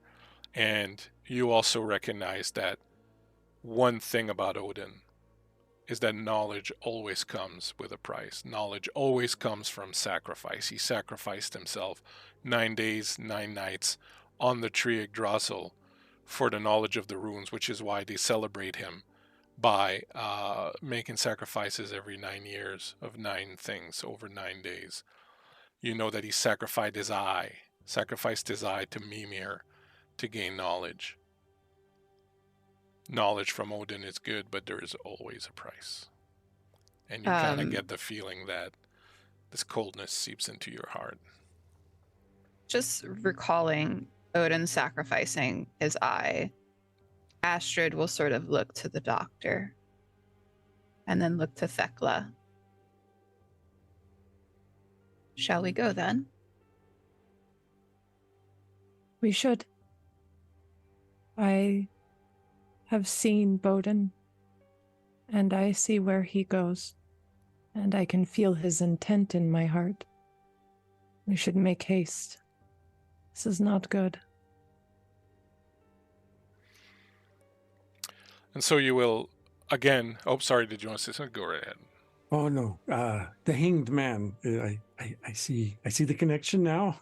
For a moment, I wasn't sure, and I look at Eckstrome. But our Bodin then has made these tracks with haste, and I stand up. How's Eckstrome feeling in this particular moment with all this weirdness going on? He is anxious to probably get out of this hut and get back into the woods and something that's tangible to him, which is tracking somebody down. So he's like ready to go. And so as you gather all of your supplies you need, you step outside. The 2 crows take flight, circling around, ready to accompany you on your journey. You start trekking north, heading towards Narvik, which is an old abandoned lumberyard sawmill thing that used to be a bit further north. As you're going through the woods, something strange starts to happen, really kind of out of nowhere. There is a bit of a storm that rises. The wind whips through the trees, snow starts rising, beating up against you, and it's really really abnormal. Like you didn't see this storm coming at all. It's quite difficult going. It takes several hours more than it would have taken normally. However, thanks to Thekla and her excellent 666 roll, I'm not even going to make you roll to see if you get lost or anything like that. You unerringly get through the worst of the storm, perhaps a little chilled, a little wet, but you do not get lost for 1 second. And you eventually arrive at this abandoned, what used to be like a small logging camp perhaps, but much smaller than the other one that you were at earlier. This one has only a few buildings. There's a sawmill, a couple of barracks, things of that nature. Definitely looks like it's been abandoned for several years. There's a little brook that runs near the sawmill itself where they used to bring the trees down to get cut. I will say that as you approach, one, especially for Thekla and Astrid, the storm felt abnormal, and it felt very kind of aggressive and almost as if it was opposing you and trying to prevent you from moving forward and approaching this place. And as you approach the place, you definitely get a sense that something is off, something is wrong. And I would like the 2 of you, and I'm going to say also Eckstrome, to go ahead and give me a vigilance plus learning. Or, sorry, not vigilance plus learning, but a vigilance roll and your, what's the stat? Logic. Do I still get my tracking bonus? No, but I will let you keep the bonus for now that Astrid gave you. Astrid, if you want, instead of rolling that, you can choose to roll your empathy and magic instead if you want. Oh, okay. Oh, yeah. I have 1 success. Ooh, Eckstrome with the dough. 2. Triple. Nice. 1, 2, 3. This is why Thekla and Eckstrome are my friends. That's right. Thekla, you, as I was saying, you definitely feel there's something wrong here. You smell blood, you smell death. You don't smell imminent danger in that you don't feel that there's anything here hunting you or laying in ambush for you. But you do smell death and blood in this place. And I'm not just talking like there's a body or something somewhere. I'm talking like a lot of death has happened here. It's old and it's imprinted in the wood and in the area around. Astrid, you definitely feel that there was a powerful ritual of some sort that was enacted here. You can still kind of taste and smell the residue of it, of this powerful ancient magic that was invoked here, and it tastes of blood magic. So the magic that occurred here, it had to do with sacrifice, it had to do with blood, things of that nature, and it is centered around the sawmill itself. Eckstrome, you suddenly feel, imagine Dave, that you walk into a room somewhere, anywhere, a restaurant maybe, somewhere you don't know anyone. Maybe you're on a vacation, a trip somewhere, and you walk into a restaurant or a store, total stranger, then you see someone you know. That sense of familiarity, Allison, that kind of comfort of knowing that there is kin there, that there is someone that you know there. You get a very similar feeling to that. You sense that there's a presence, if not here, but a presence that has been here and that is somewhere nearby, that is kin to you in some way, that is connected to you, that if you were to meet it, you would understand it and it would understand you. How does it make me feel? Am I It makes your comforted by skin that crawl. feeling? No, not at all. It makes your skin okay. crawl. Yeah. Yeah, that's kind of what I was thinking. Yeah. Eckstrome shakily pulls the rifle from his shoulder and just kind of cradles it in his hands. There is something. There is a feeling here. A disconcerting feeling. Miss Astrid, do your rituals allow you to sense things? There's a darkness that I have not felt in a long time, Doctor, since I was so close to death and you pulled me away. It's cold here. Is blood magic sacrifice centered around the camp?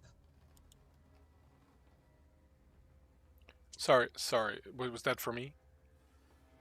Mm-mm. Oh, okay, sorry. Sacrifice here. There is something familiar about it, and I don't know why. The blood is strong on the air. I can smell it all around us. We must be vigilant in our search. There is certainly danger afoot. Yeah? Bring out my cane. Well, certainly this is not something in my experience or in my expertise, and so I rely on the three of you. But we should make our investigation so that we can hopefully get some answers before anything untoward befalls us. That's my recommendation. So where do you wish to go? Thekla's gonna look to Astrid. Does anywhere around here seem familiar to you from the visions? Did I have visions of like this actual place, or was it more just You feel different? a sense of familiarity because you can see the sawmill there, so you would imagine there's a saw and you would hear the sound. There's a little river that runs by. So there's, even though you didn't see this place specifically, how earlier I said a lot of your other visions are things that you know have passed. Now you feel like you're in the present of that last bit of your vision with the saw and your screams and the sinking into the water and all that. So you kind of feel like you've reached that point of your vision now. Familiar, yes. Perhaps we should look inside. Very well. You approach the old sawmill. You can see that it's kind of on the side of the cliff. There's the river that runs a few feet below it. The sawmill itself overhangs the river. There's a big crane, wooden crane there that would pick up the wood as it would come down the water and bring it up to the sawmill itself. The windows are broken. There's debris all around it. Ice is encrusted in the beams of the building itself. There's only one door in, though there are several windows around that have been variously shattered or boarded up or frosted over. And like I was saying, there's one entrance.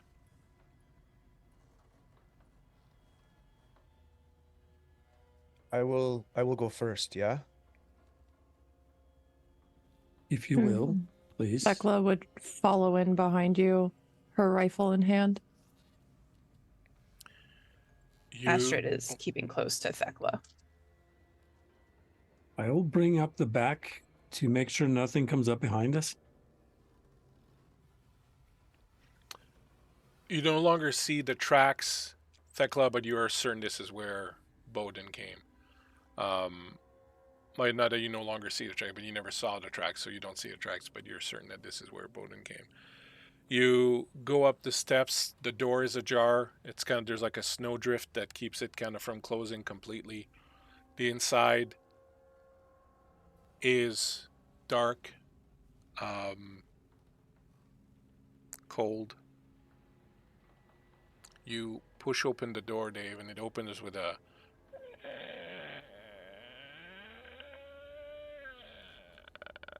sound. There's a hallway in front of you. It's dark. There are sconces for torches along the way, but they're gone. There are doors on either side and a door all the way straight ahead. Are the doors open or closed? They are closed. He'll just kind of pull the door open enough and look back at Thekla and nod and step over the threshold into the hallway with his rifle readied. As you step in, outside, you're in this weird moment where it's dark. Darkness has kind of fallen, but the moon isn't out yet. So it's really this kind of halfway world between day and night.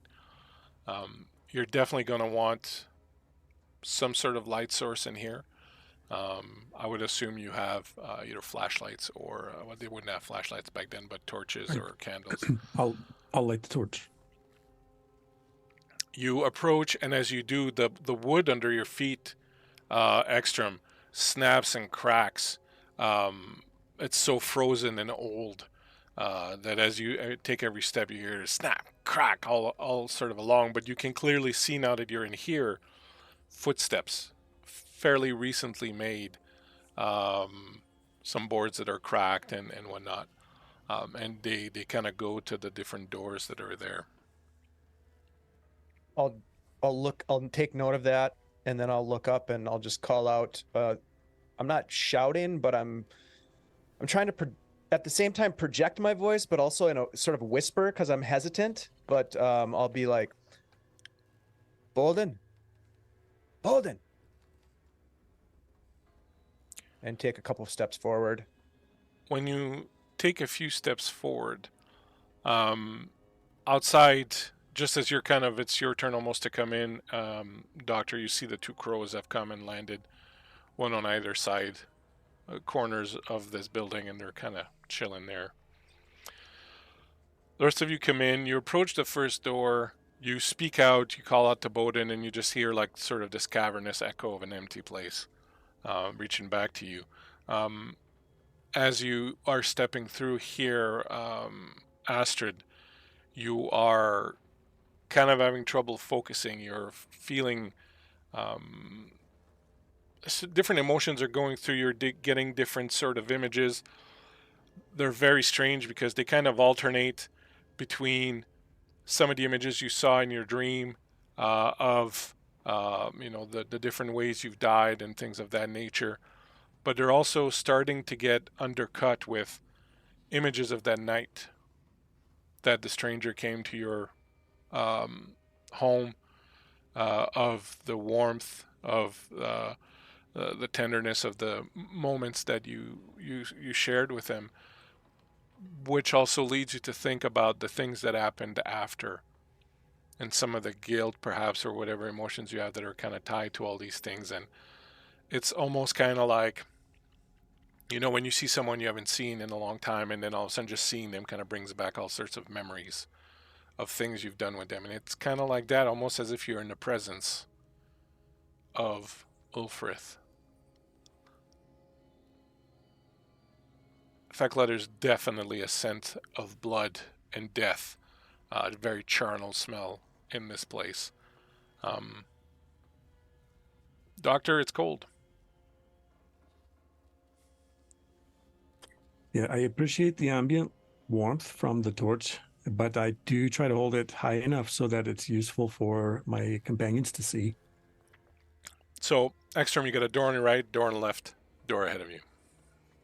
So, door on the left, he's going to just kind of reach and sort of just gently push on it. And at the same time, looking down at the ground, the floor at its threshold to see if the tracks seem to go in there or they just keep going down the hallway. They go to the door, and when you kind of start opening the door, you see that they stop there as if someone had come here and kind of looked inside the room, but then not gone in. The inside of the room has stuffed animal heads mounted on the walls. It's got ratty, destroyed, old animal pelts that had been used as rugs. There's the debris of furniture, things like that. It looks like it was probably some sort of, social room or break room or something like that back in the day.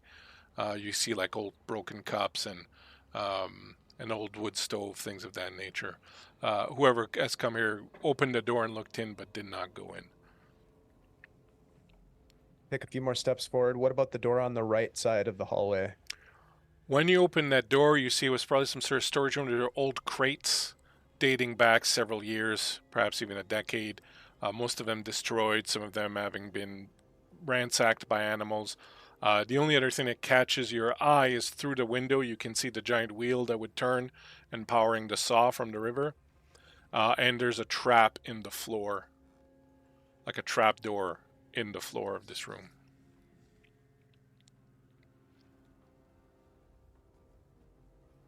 Same thing here. The footsteps come here, open the door, maybe take a few steps in, come back out. From our vantage point, we can see most of the room. It's not a huge room. Is there a lot of, okay. Yeah. He'll just kind of look back at Thekla. Do you get a sense? Can I smell where the blood is coming from? That scent is coming from in here? It Can I is tell? coming from ahead of you, all over ahead of you. Okay. She's going to kind of nod down at the door, the end. The blood is strong smelling down that way. I fear there might be something gruesome behind that door. Vigilance. And he turns and takes a couple more steps down the hallway. The footsteps go to that door that's ahead of you. And does it appear as though they went through? Yep. Yep. I'll look back at Thekla. Be ready. She's going to raise her rifle up and glance down the sight. With like military sort of precision, he sort of crouches down so he would not be in, the line of fire of his companion, and he's going to push the door open As you open the door, you can see that the room here was recently inhabited. There is evidence of a fire having been made in here. The thing that attracts your attention immediately is the dead body lying on the ground. There are papers, different things spread out on the table, and like I said, a body, not old, like it hasn't really started decomposing or anything like that. As you step in, you notice there's a door on your right, and Thekla, you can sense that there's also a lot of blood and a lot of death coming from that other room on the other side. I think Eckstrome would move into the body, kind of almost instinctually, to check to see who it is or what, you know, if they're When you approach, initially, are they still alive? But knowing that they aren't, he wants to know, make sense of it. they are definitely not alive. It is a man dressed pretty much like a logger. There's a pistol lying nearby. He definitely looks like he has shot himself in the head. There are various papers and things on the table. There's an old oil lamp that has burned out. It looks like he was probably here a couple of days. There's like enough debris in the fireplace to show that it had burned for a while. There's some chairs and some old furniture that's been broken down that was being used as kindling and as firewood. Eckstrome will gesture towards Astrid.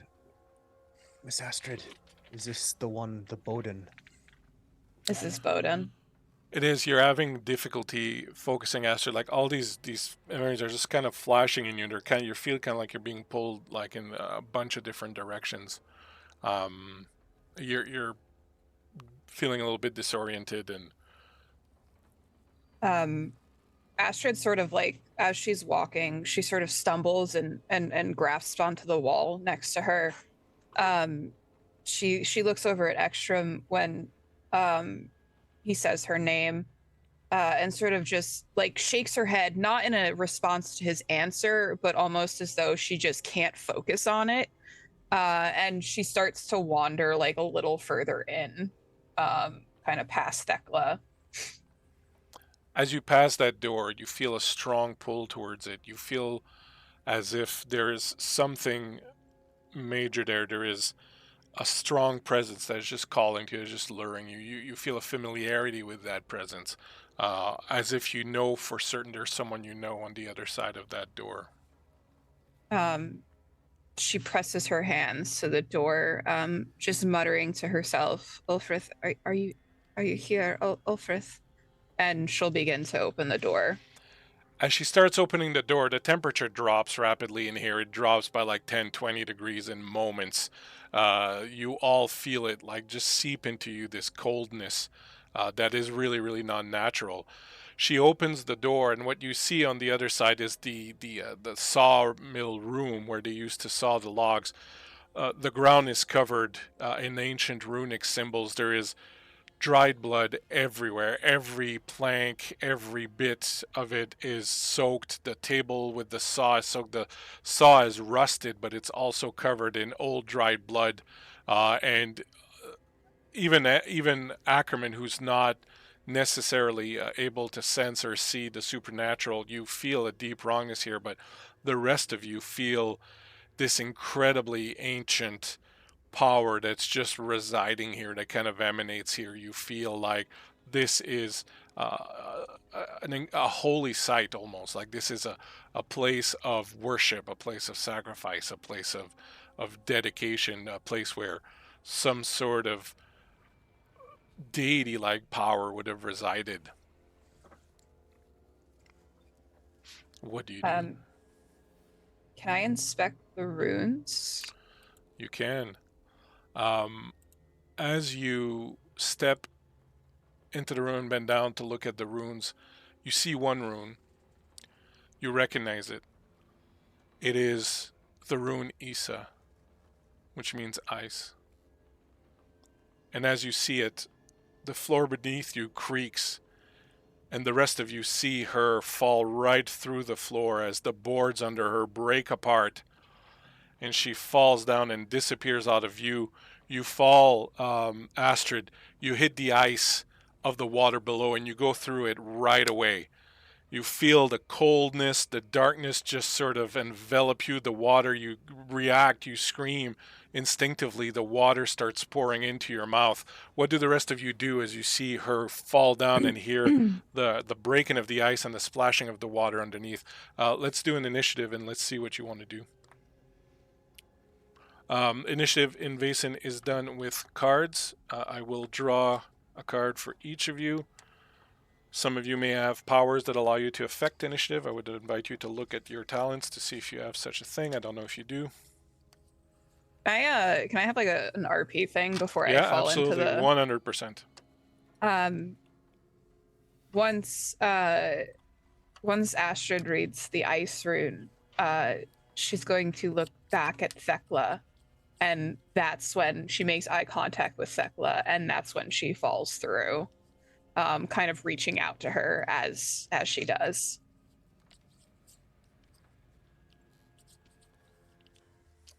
Fantastic. All right. I'll go in the order I see you. Astrid will go at 5. Thekla will go at 4. 7 for Eckstrome. 3 for Dr. Ackerman.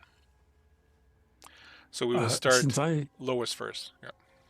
Yeah, since I'm at the back and haven't been able to see what's going on, but I can hear the floor crack and a scream and a fall, I'm going to run back out and head toward the lower part, whatever I can figure is the lowest, under that floor area, assuming that something that the obvious has happened. Okay, so you can move one zone with your movement, which gets you outside. You can spend your other action to move another zone, but if you want to go down beside the embankment, I'm going to ask you to make an agility check for me. So agility and physique and agility. I'm sure those are my strengths. Yeah, all right. All right. Yep, I'm going to go the most direct route to where I think that would lead. No. No successes? Do you wish to push? Yes. Go for it. So choose a physical condition, which will only take effect once you've rolled. Okay. And this will affect my... It will give you a -1 die to any roll you do with physique or agility. But after this roll, you can do this roll with all your dice. Okay. I'm going to take battered as I stumble out and slip a little bit and kind of pull a muscle. Mm-hmm. Roll your failures. Nope. No successes. Inside, you hear another splash as the doctor, you go out to the side and try to climb down. You slip a little bit, catch yourself, and go, oof, careful, Oscar. And the second you take another step, you're on black ice. Your foot goes, and the rest of you just follows. And you go off into nothingness, and you're suspended in the air for a second, and you tumble, and then you crash right through the ice also, and fall right into the water. Right over here. I think I've lost my torch, too. Yeah, I think the torch is. Next up at 4 would be Thekla. Yeah, I think during this whole time, Thekla's been very cool, calm, collected. She's been scanning the room. Her military training is really kicked in at this point. And as soon as she sees Astrid fall through the flooring, she's going to kind of whip her rifle up over her shoulder and pull a length of rope off from her side on her belt and kind of rush forward and drop that rope down, yelling down to Astrid, can you grab a hold of it? The rope. I can pull you up. And she's trying to get that rope into the water. It is, in fact, Astrid's turn right away. After Astrid, you're sinking in this water. You can barely see upstairs Thekla yelling something at you and throwing down a rope. I want to ask you, what do you want to do? And if you want to try to reach for the rope, that's fine. We'll do a test. But tell me, do you even want to try to reach for the rope? What do you do? Do I hear what I would hear Thekla's voice sort of muffled above me? Yeah.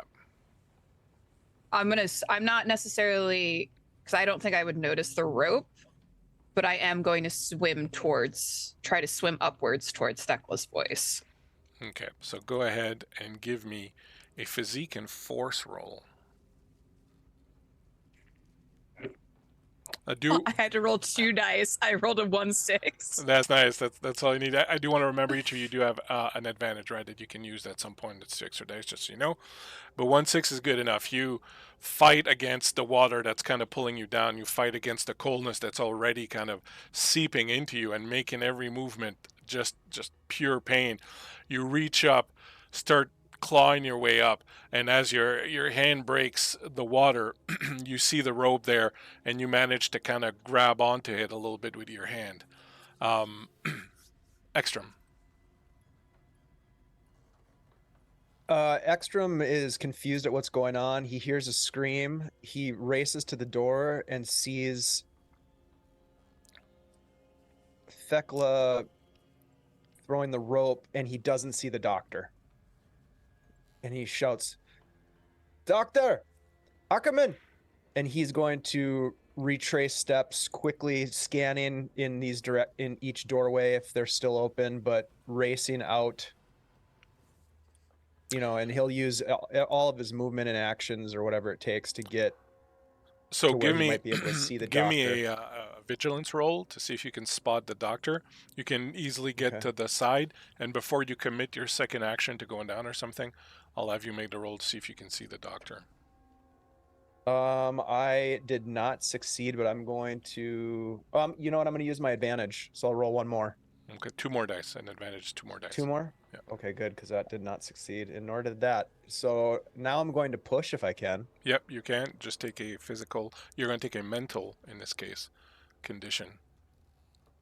I'm going to take frightened. And you can re-roll your advantage dice also. Thank God. Here we go. Fuck. Not happening? Nope. Well, Nope. so you don't see the Sorry, doctor. Doc. You don't see the doctor. You do see where the ice is broken. All right. So you kind of have an idea where he is. But at I'm this terrified point, that he is drowned in. yeah, your drowning, choice at so- this point is, do you want to jump in or not? Yeah, he's going to race down the embankment and reach his arms in to try to just feel around if he can grab for the doctor. Okay. So you've already done an action with the test, but you managed to go down there and you start rooting around the water. At the end of the turn, everyone who's in the water takes 1 physical condition. You will take, if you don't have it, you will take the exhausted one. If you already have taken it, take another one. Back up to the doctor at 3. You are sinking. Wait. You're in the water. You're seeing ice on top of you. You were already kind of battered because you slipped and hurt yourself. You're feeling your strength ebbing and sort of going. You're in a bad position. Yeah, I have one option to try and get out of the water, which I believe you said was a physique and force. So if you want to try to swim out, that is what's going to happen. Now, let's see what you have. You have dedicated, which is mental conditions, so that's not going to help you. Emergency medicine and dedicated are kind of very similar. Fencer. I will tell you that since your physical training is fencer, I'm willing to let you use precision instead of physique. Now, it's supposed to be only when fighting with blades, but I will say that physical training is kind of what kicks in at this point. So if you want to roll precision with force instead of physique with force, I'll let you do that.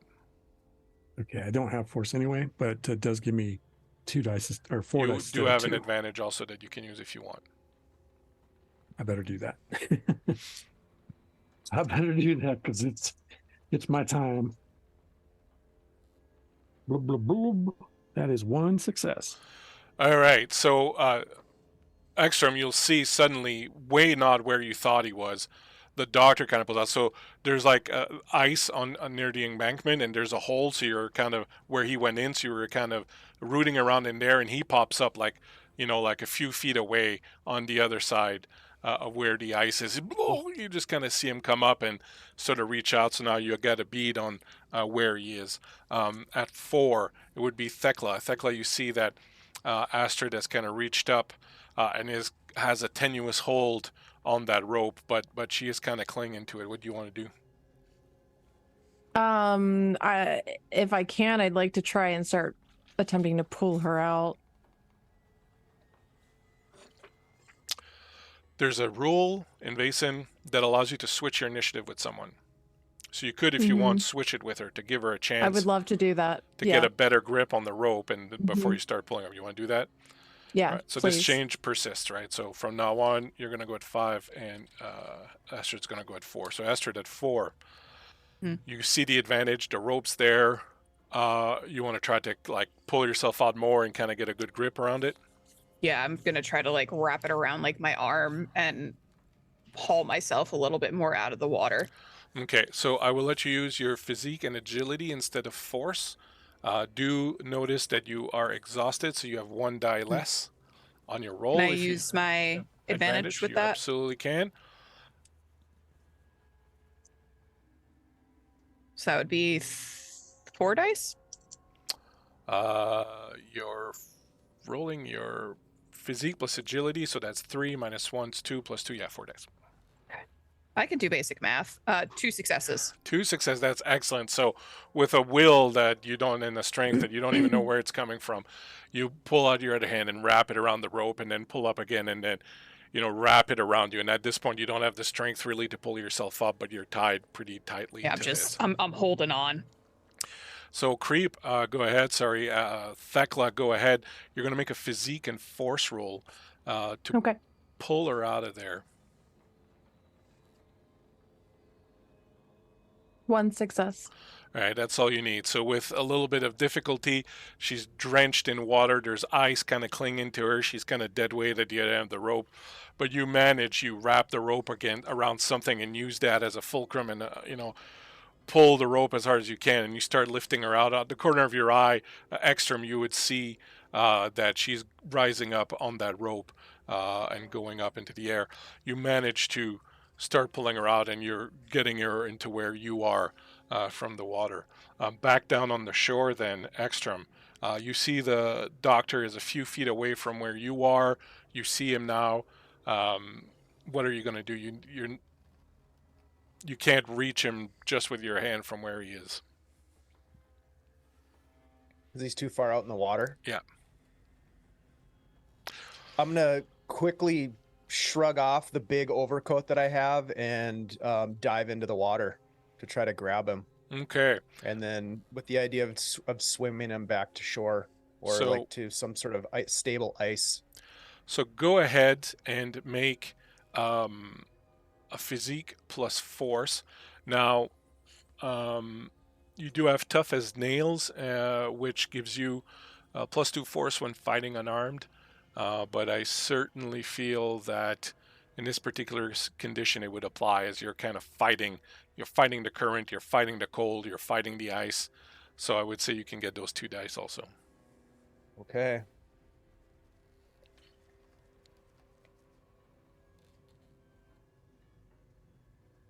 One success. All right, it's a tough going. Like, it's a lot harder than you expected. You break through the ice, and now you realize that you're having to kind of break the ice to get to him because you don't want to go all the way under. You eventually sort of get up to him. You grab him. I would like the doctor right now and Eckstrome both to give me a fear check. Now, a fear check is your logic plus vigilance. In your case, Eckstrome, you do have a talent, I think. Yeah, loyal. That gives you a +2. So say it again. It's what are the skills? Logic and vigilance. Oh, okay. And you get a grab my hand. Eckstrome, help me. Oh shit, 3. Me too. All right, the devil is totally on your side as you just blindly reach out, not feeling an ounce of fear. Doctor, same thing. You were kind of starting to feel the fear grab at you, kind of clawing at your heart, but you see Eckstrome coming. You see him break through that ice, and you're just like, all right, I'm going to be safe. I'm going to be okay. And you kind of reach out. And I will say that in your case, Ty, the triple success gives you so much hope and a sense of revitalization that you can take off the exhausted condition. Thank you. And Dave, what I'll say your triple six gives you is you don't have to do any more tests. You'll be able to grab the doctor. You won't have to test to swim back to the shore. You will just sort of haul him, keep his head up above the water, and climb onto the shore with him. Now you are aware that hypothermia is going to set in like no time at this point. So I am actually going to keep us in initiative one more round. I know I just said you just got to cure exhausted, Oscar, but you're going to take another exhausted because you were in the water at the end of the round. And Dave, you will also take an exhausted for your efforts in breaking out the doctor from that ice. But you are on the shore now, and you've climbed up to the top of the embankment. And now I just want to see how long it's going to take you to get to some warmth. All right, so we're going to stay in initiative for a little bit longer. We go back to the beginning of the initiative. Doctor, at 3, it's you. You are now on the shore. Your medical knowledge kicks in. You know you have minutes, not even before things get very bad. I have to make a fire immediately inside. And I don't know if the torch is around somewhere, but I'm going inside. Eckstrome, please, if you see my cane, please grab it. I lost everything when I fell, but I'm going inside. With the triple six that you saw, that you got earlier, as you said, I don't know where the torch fell. You see it. It's right there on the edge, still sputtering, the flames going. I'll snag it up and head inside. I don't know if I caught a glimpse of a former campfire that was in that other room. There was a fireplace, yeah. Fireplace, but I'm heading. That's my instinctual response to where to make a fire. Okay, so you head off, and I'll say you managed to get into the room with the fireplace with your actions this turn. You're coming there with a torch. At 4, you have been pulled up, Astrid. You are shivering. You are soaked through. Because you didn't spend the extra round in the water, you don't get the extra condition. But now, Thekla, you pull her up. You hear the doctor coming down the hall screaming, "We need the fire! We need the fire!" And he's got the torch going. What do you do, Astrid? You are kind of you've just been pulled out of this thing, so just keep that in mind. Astrid's she's coughing, unwinding the rope from around her arm, and she'll stumble out of the room with the saw and the hole in the floor towards the fireplace, very dazed, and then she looks to Thekla and thank you. And that'll be her turn. Okay, Thekla, you have pulled her out of the water. She's thanking you. You hear the doctor coming. My first thought is Astrid has got to be freezing. I can hear the doctor shouting, running down the hall. Instinctually, I'm going to go to that other room. And when I get to it, do I notice if there's any wood in the fireplace currently? Yeah, the wood in the fireplace is pretty much all burnt down, like it was left to burn. But there's some old furniture around, and there's. I'm going to I'm going to take the chair at the table, and I'm just going to smash it against the floor and start picking up pieces of wood and throwing it into the fireplace and preparing it for the doctor who is currently yelling fire, fire. Eckstrome, you are cold. Well, you've saved the doctor. What do you do?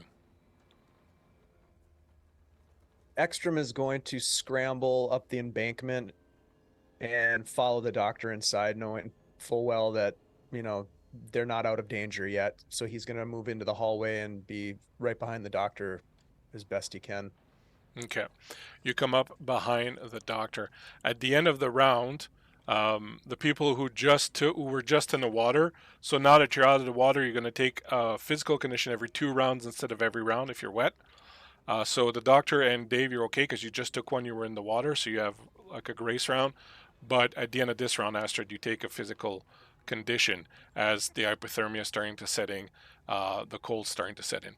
So I will say between the lot of you, you come in here, you're going to light the fire. So one of you is going to make the test, and the other ones can help, which adds 1 dice per person up to a max of plus 3 dice. So whoever wants to do the test can. I'm not going to tell you what the skills are yet, but who's lighting the fire? Probably the doctor, yeah? Yeah, I have the torch. Yeah. Okay. So go ahead and you're going to make me a logic and learning test, doctor, and you can add plus 1 dice. I will say Eckstrome and Thekla are helping you, perhaps not Astrid, so you get to add 2 dice for their help. Yeah, definitely helping. So that gives me 9 dice. Yeah. I don't Told think you, that's really, so- enough. Might need more.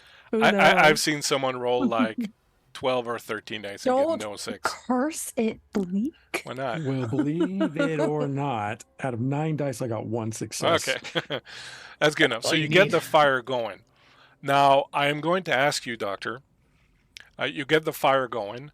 Do any of you want to do anything specific, or are you just going to be trying to warm up and sort of get that going? Because if that's the case, then we'll just move to making the medicine check to see if you can kind of save it, but we'll see how many rounds it takes and how many conditions people take. But if there's something Eckstrome- specific you want to do, tell me so that we can get to it also. I think Eckstrome I'm- would be taking off his wet clothing as quickly as he can before it freezes to his body.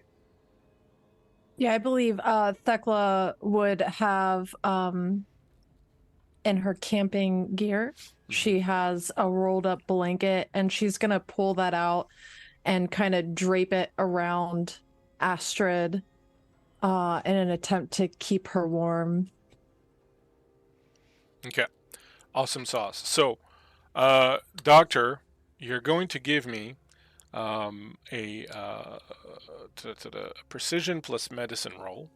Now, you have 2 powers that are exactly the same. Emergency medicine, which allows you to ignore mental conditions when using medicine, and once per session, you can ignore the mental conditions for a skill test.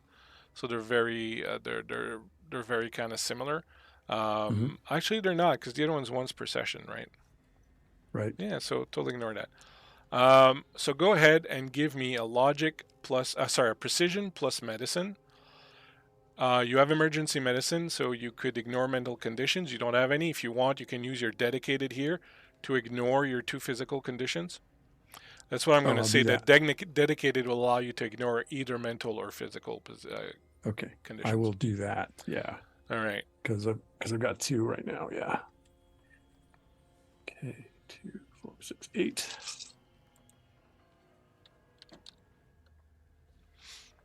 1, 2. 2 successes. 2 successes. Okay. Yes. So I will say, actually, roll another 2 dice with that, because 2 people did something. Thekla had the blanket. Eckstrome took off his clothes, so I'll say that kind of helps you along. So 2 more. Okay. No problem. So you had 2 dice. When you use medicine to treat the other player characters, they can heal a total of 4 conditions instead of 3. Okay. So here's what's going to happen. You are going to be able to kind of direct people to what to do, remove the clothes, huddle together, get the dry stuff in, get some water boiling, etc., etc. Everybody else is going to heal all their physical conditions. Okay. You will heal 1, because you don't get the benefit of your chief physician. So you are going to heal 1 physical condition. Everybody else will, over time, and this will take probably a good hour, heal the rest of their physical conditions. Now, Does the doctor have 2 conditions right now? Prior to healing one, yes. Would I be able to assist with my medicine? Yep, go ahead and make a precision and medicine roll.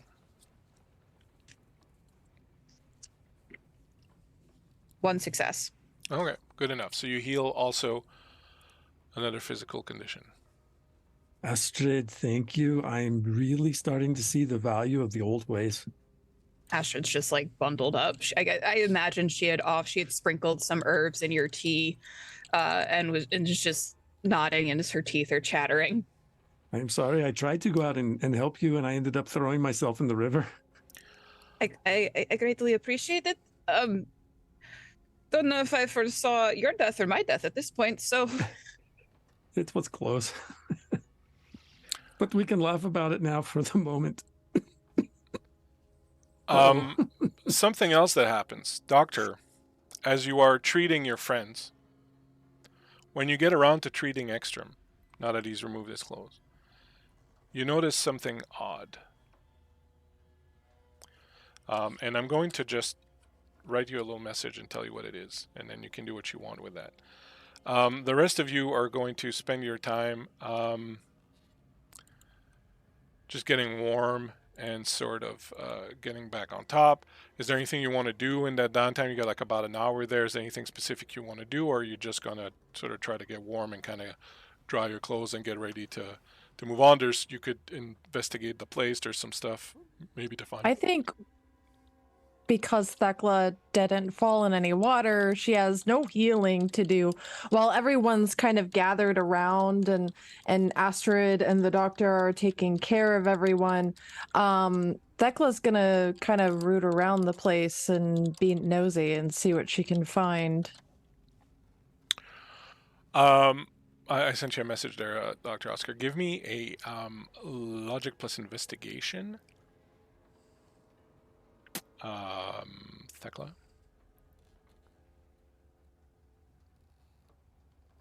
How many dice is the advantage? The advantage is 2. 2? I'm gonna use my advantage as well. Do you have anything else that could help you? I don't believe so. No, that's it. That is just 1 success. Good enough. So you realize that in your haste to get a fire lit, you had grabbed a bunch of papers and stuff that were on the table to try and throw in, but some of them have fallen off and you didn't bother kind of throwing them in. As you're picking out through these things, you find one of them appears to be a note written by hand. It's got a little bit of blood on it. I'll read you the note. It's one thing to take the life of another man's son, but one finds his hand trembling and his heart faltering when it comes to extinguishing the life of his own flesh and blood. How many men and women have I allowed to die?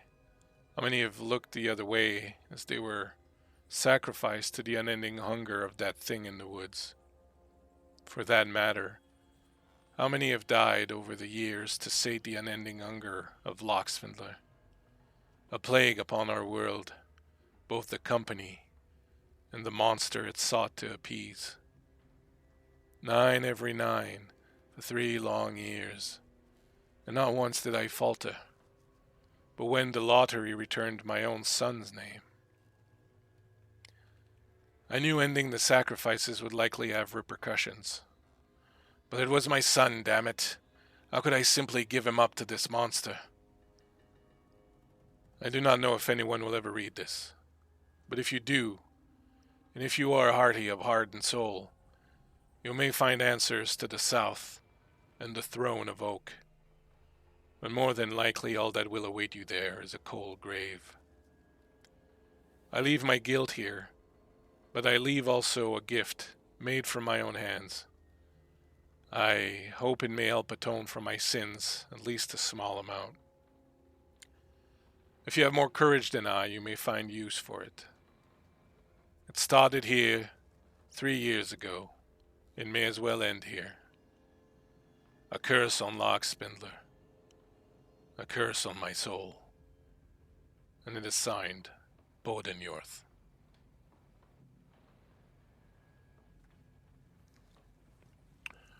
What you find with your investigation success is not the paper, but rather under the table you see a bundle wrapped in oilcloth.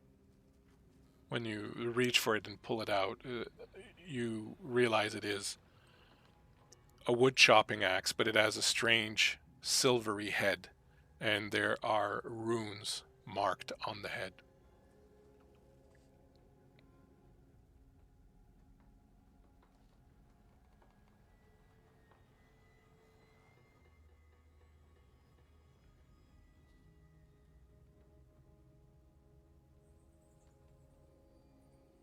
Who found that?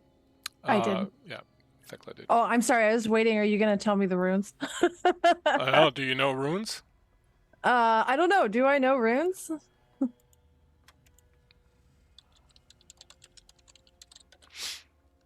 Make a roll, a learning roll. Okay. This is going to be a rough roll. Nope. You see a rune on each side, but they don't mean anything to you. You said I didn't find the letter? Yeah, you did find the letter, but the Oh, okay, roll, all right. the Yeah. investigation roll is to find the axe. You would All have right, found the cool. letter regardless, but you found the letter and then with the investigation roll, find the axe. I am going to look to the doctor and I'm going to hand over that letter. Seems as though your man left parting thoughts and knowledge. You may want to read this. I'm poking at part of Eckstrome, and I'm about to say something, and then you hand the letter to me, and I say, oh, what did you find? Let me see. And I hold it to the light, and I kind of forget about Eckstrome for the moment, and I read through it. The puzzle. This is the piece of the puzzle that was in my brain that I could not place. It makes sense now. And it's exactly, I think, what I was inferring in my mind. And now we have this suggestion to the south. Astrid, do you know of the location of the south or this throne of oak? Does that mean anything to you? Do I know where the Throne of Oak is? So Or what it is? You know about the Throne of Oak. You've never been able to find it. You know that there is a place reputed to be an ancient worship site somewhere in this forest. You know that there's supposedly an ancient burial ground there. You've tried to find it a few times. You've never been able to. You've always kind of just assumed it was a local legend, perhaps something like that.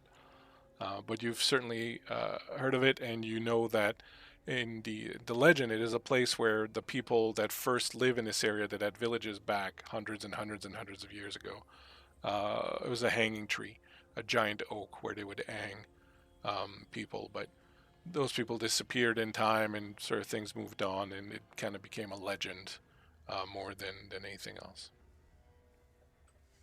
Astrid's pulling the blanket around her tighter. As far as I knew, the Throne of Oak was merely a legend. I've never been able to find it. Some kind of hanging tree, I've heard it be.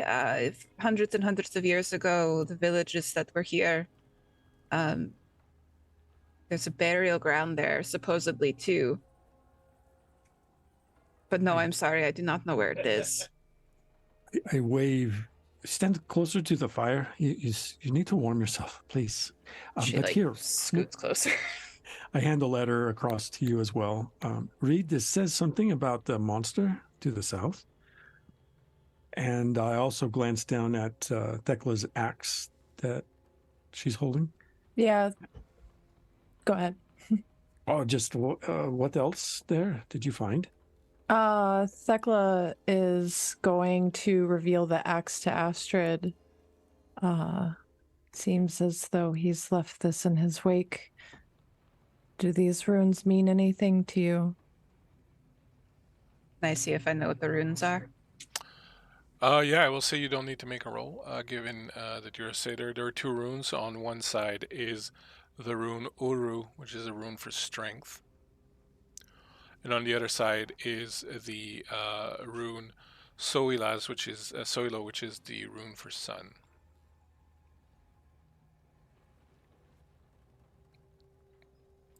Would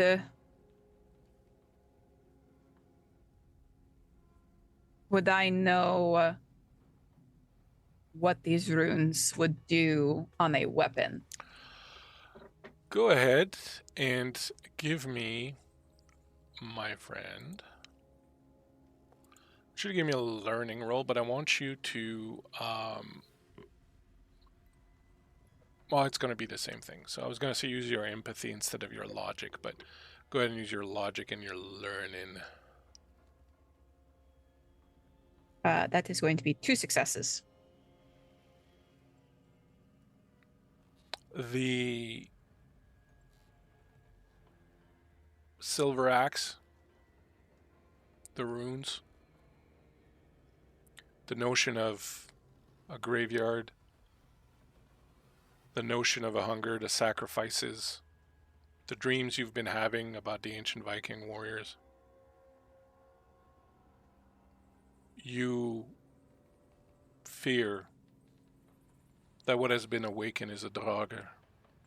A draugr is an undead, usually an ancient Viking warrior who has been cursed to wander forevermore the land. They are one of the single most dangerous and difficult to handle Vaesen in the land. They are practically undefeatable physically. They're extremely dangerous. Some of them retain a glimmer of intelligence and can maybe be talked to, but for the most part, they just a hunger. They just need to be appeased. They just, well, might be appreciative of finding a way to break a curse, but usually that curse is 1,000 years old and so almost difficult to fathom or understand or break. You know with dread certainty that that's what you're dealing with. Would that hunger be what I think would have caused this illness that has begun to sweep through the logging camp, that manifesting of... Your feeling is that since it wasn't sated by a round of sacrifices being missed, that its anger has spread out and it's started to feed a different way, which scares you because for it to have acted that quickly and that powerfully means that this is an extremely potent dog. I'm going to look around at the rest of the group. I think what we are dealing with is a draugr, vengeful spirit, Nordic warrior. Would explain all of the sacrifices, the 9x9x9. They are very powerful creatures, very powerful Vaesen. It worries me that it has been able to wreak so much havoc in such a short amount of time. We will need to find it and stop it. What is the means for stopping such a being? It will not stop until it is sated, and it will never be sated. You do, however, happen to know of a ritual that is said to be able to banish draugr. And this is what kind of puts you on that trace, because part of what's needed for the ritual, you need to first of all, the ritual must be done under the light of the moon. There needs to be a prayer or a poem recited to Odin, but it has to be a very specific one. It has to be tied to the Draugr himself. It has to be recited out loud within earshot of the Draugr. Once the prayer or poem is spoken, at that point the Draugr will fall into a torpor. He must then have his head separated from his body by a silver axe. The head of the Draugr must be placed between his legs. Any who participate in this ritual must then place a tribute on his body, and the body must be burnt as it would have been during his funeral. The pyre must be under a vigil until the light of the moon disappears and the sun rises.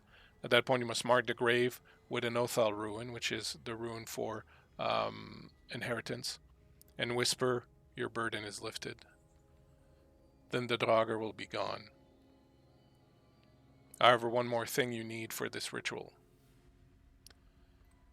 You need to have with you the blood of the person who cursed the Draugr.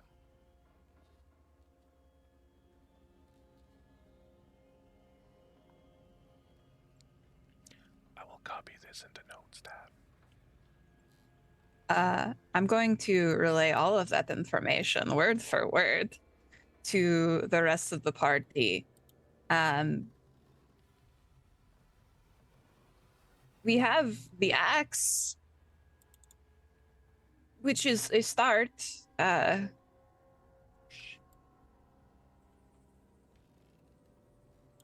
There's blood on the floor. Could be another good thing. Has to be the blood of the person who cursed him, though. At this point, that How would do be we the blood know? of someone from 1,000 years ago. If we knew who their family member was, perhaps we could get their family member's blood, bloodlines and all of that. Perhaps in the book, maybe there is some sort of suggestion of lineage or something that we can draw from in there. Perhaps it is Eric or Bowden. I look over at the body of Bowden. Is it fresh enough for there to be? It's like 3 weeks old at this point. Perhaps we need to Rusty. go to the throne of oak, and our answers will lie there. If it is an ancient place, then perhaps there is ancient blood there as well.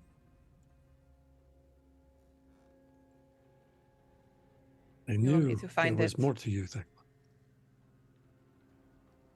Thank you, Doctor. But I'm only doing my job.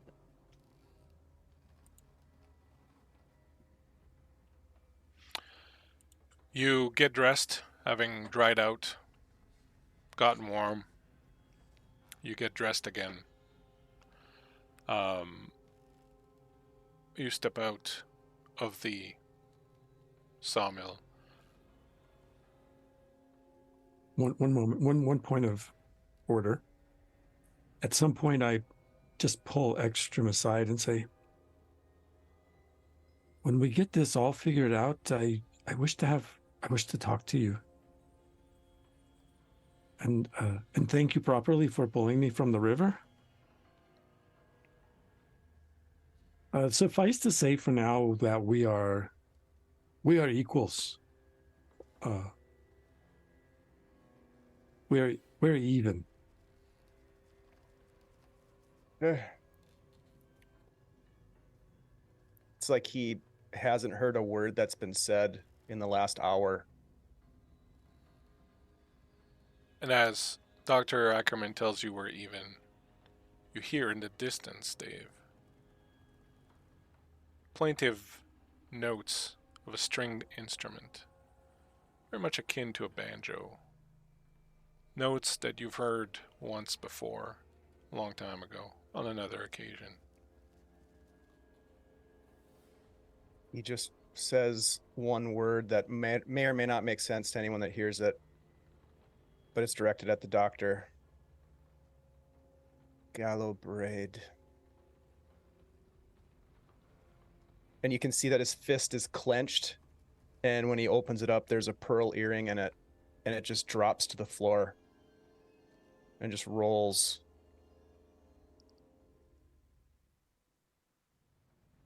I'll pick it up and look at it and look at Eckstrome. And did I understand the word that he said as gallows braid, like a noose?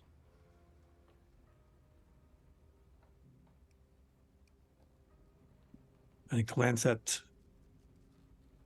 Thekla and Astrid as well to see if they've noticed anything, but I'll say that they're kind of off to the side right now because I'm going to do a thing with Myriad here just before we go on break. So I'll say they're already kind of outside doing something. okay, all right. What is this? Eckstrome, this that I've not seen you with this before. That it is my wife's earring. Yes, I must have it. Yeah, of course. I hand it back. He's trying to like pull his clothes back on, but he's like having a hard time. It's almost like he's having a hard time functioning physically. And you'll notice as he's doing that, like his shoulder and around his rib cage, there is necrotic flesh, and you can see the milky white of exposed bone.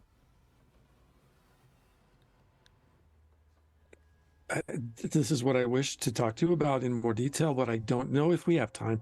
I'm afraid I haven't done the service to you that I thought I did. Something is wrong. Followed your training, Doctor. I don't blame you for what you did. It was a deal that was made. You simply were the herald that called me back to life. For probably the first time in my life, even going back to the experience I had on the autopsy table, my blood goes cold. And I almost dropped the earring in the process of trying to hand it to Eckstrome. Oh. And then I just quietly hand it back. And my hackles are up. My skin is goosebumping. And I almost absentmindedly just reach over and help pull your jacket or your shirt into place to help you. You, Doctor. And it's so cold. Is the fire of no warmth? Physically, yes. But it's a different kind of cold. He pulls his jacket on, puts his arms through the sleeves. We must set off then, yeah? Put my arm around his shoulder and turn him toward the door, and we move to join the others. And just outside, as Thekla and Astrid step outside, is there anything you want to say or do before we get to the last moment before the break? Any of us, or? I'm asking Thekla and Astrid. Oh. Yeah, I just want to see if you guys want a little moment before I do the last thing. Yeah, Thekla's going to look to Astrid. Are you okay? Astrid will sort of nod. I'm sorry, I was supposed to be helping you. Turned into you helping me quite a bit. It's all right. We all have a common goal now. And once we are done with this, we will figure you out. I won't hold my breath. Well, now there's two more who can help as well. So Thank you, Astrid.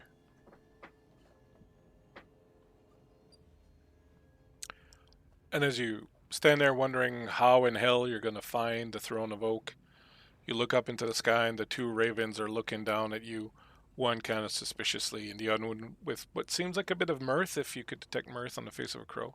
And then one of them, and you're pretty sure it's the one called Knowledge, looks at you and caws, and it kind of almost sounds in that call like he's saying, "Follow, follow." And then the two of them take off, heading south. did you hear the bird? Yeah. Sounded strange. Come. It's set to follow. We must follow. I give you the map. This is the zone map now. So this is where you've been. You started out here in the Rutna logging camp. You then traveled up to the saedr's home, up here, then on to Narvik. It's a nice house. Yeah, very nice. Love your architect. And then Narvik, and now you're heading down to the throne Yeah, I recognize that river. of Oak. You head through the woods, guided by Hugin and Munin. Unerringly again, you follow the river down for quite a while, and then eventually turn back inland. Night has fallen. There is a reddish moon that has started rising over on the horizon. It casts an eerie glow over everything. The snow is reflecting the redness of it. The snow on the trees. Everything just feels like it's bathed in red light now. Thekla, you feel something stir deep inside of you. There is a new wildness to Thekla's movement, how she walks through the forest, how she reacts to things. You catch her sniffing the air. You catch her just looking and feeling different a little bit. You eventually, after an hour or so of walking, arrive at this area that is a bit of a clearing, at the center of which you see several things of interest. You see a giant oak tree, giant, that stands above beyond everything else. You cannot fathom why you could not see this tree from the logging camp. Like, it stands head and shoulders above everything else. It is surrounded by a bunch of dead trees. You can see a ritual stone circle nearby. There are skulls hanging from ropes all the way around this ritual circle.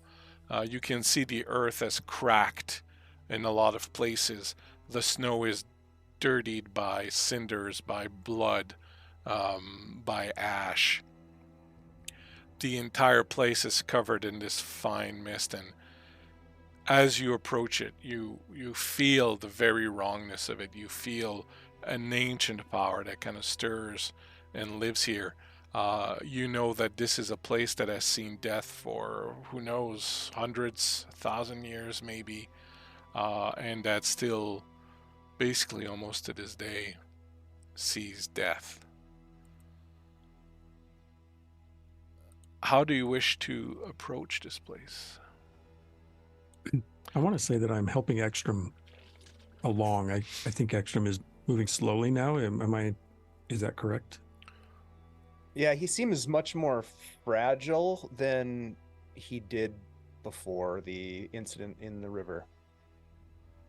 You do hear the music louder and louder, Eckstrome, as it seems like it's approaching, coming for you. You know you don't have a lot of time left. We are Hello, close, Fred. Doctor. Yeah.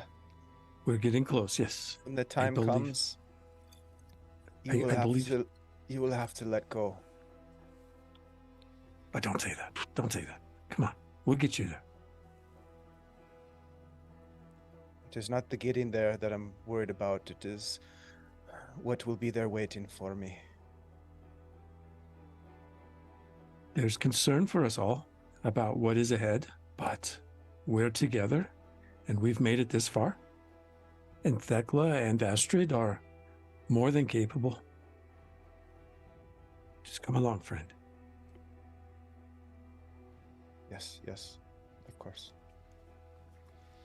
How do you wish to approach this place, and what do you wish to do before you approach it or as you're approaching it? Tell me sort of what you do here.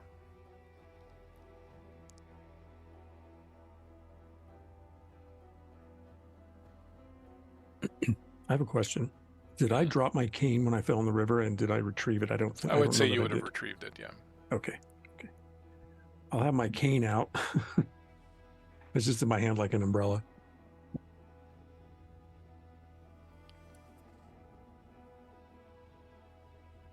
I'll have my knife out as well.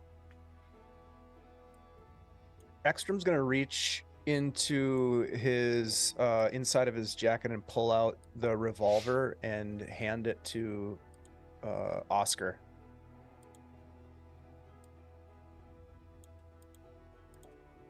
I Where did you trust find you this? still remember how to use this. Yeah. Yeah. So, as always. You may need it, Doctor. I think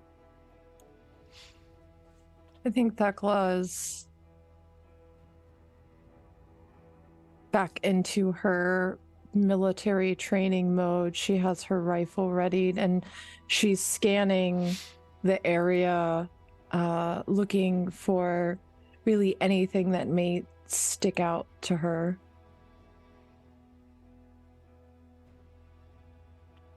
And Astrid, what is Astrid doing? Astrid is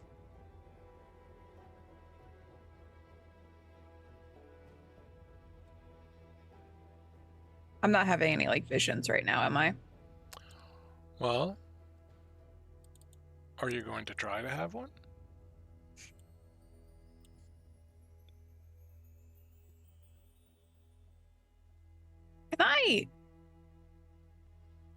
Can I do my medium talent on Eckstrome? Sure, absolutely. You can do that. So I have to do, what's it, observation with empathy? Yep. Do you have any? Do you currently have any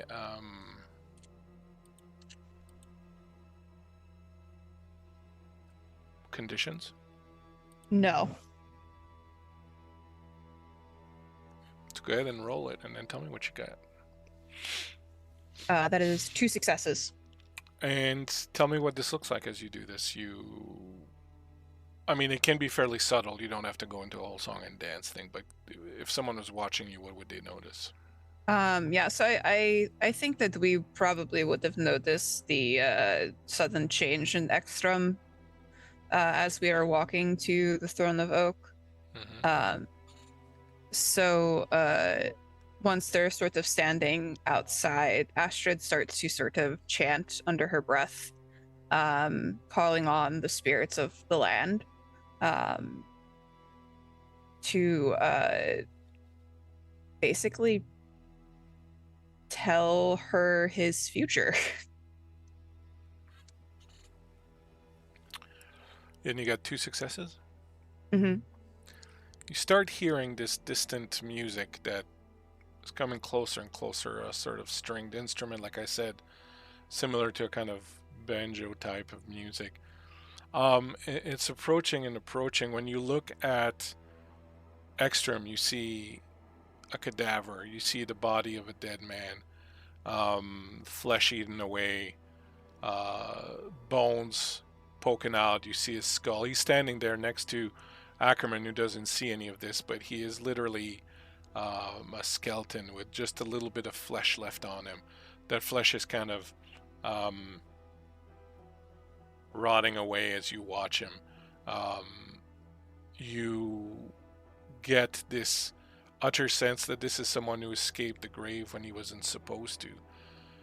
You also get the sense that this is someone whose soul is not meant for rest, that he has in some way, shape, or form managed to evade something, but that it's now coming to get him.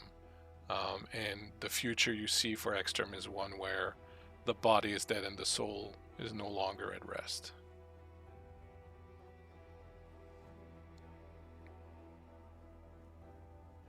Astrid is going to look to Eckstrome.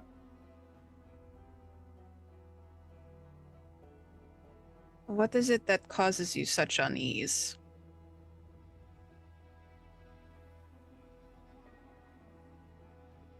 Fact that a debt is owed, Miss Astrid, my debt. It's hazy to even attempt to remember what sort of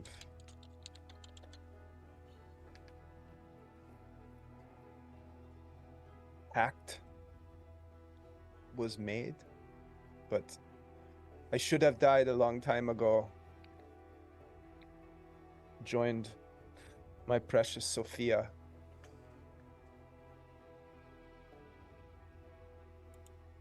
But I thought there was something more that needed to be done here, and there was. Protecting the doctor. All these years. But it has finally caught up with me. It is here in this place. The gallows braid.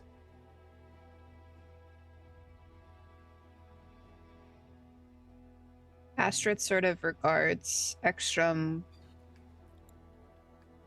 sadly.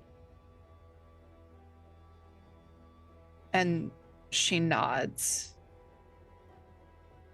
I hope you find the rest that you so desperately need. Give me an empathy and magic roll, Astrid, while we're at it.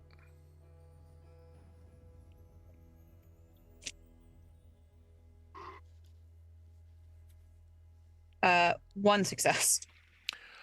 With one success, you kind of figured that what he is probably a revenant, which is a kind of lesser form of Vaesen, like the Draugr.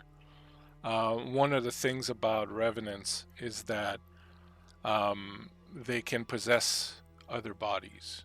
They can possess living bodies if they want to.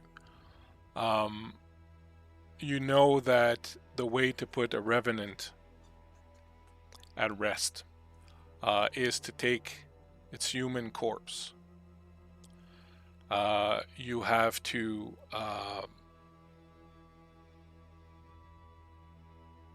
carry it across a graveyard wall or some demarcation surrounding a graveyard area.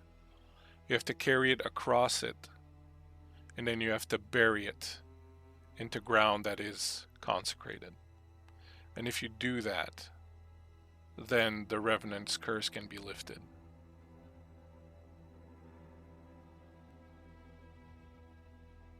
Astrid will look to the doctor and then look to Eckstrome, sort of unsure whether Eckstrome is bound to the doctor in some way.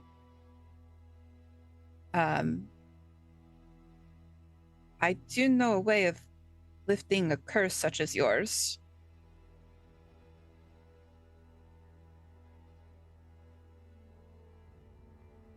If you are interested.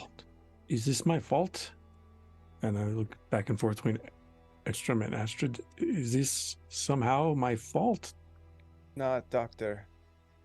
Please do not interpret this as something that you have done. You simply made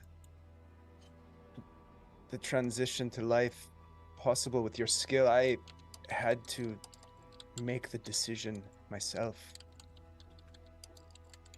It was a decision I should not have made. To lift the curse would be only to avoid the responsibility that I owe.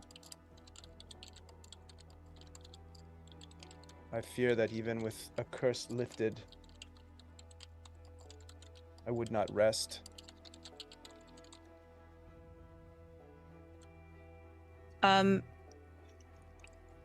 Astrid's going to nod. And then if she can she sort of sneakily write down something on like a piece of like scrap paper? I don't see why not. And she's going to slip that into the doctor's pocket, and it's going to be the ritual to break Eckstrome's curse. She's trying to be very like sneaky about it. She doesn't want anyone to see. No problem. I Including- think the surroundings are impressive enough that at some point you find a moment where people are checking out the skull tree or the dead, skulls and whatnot. So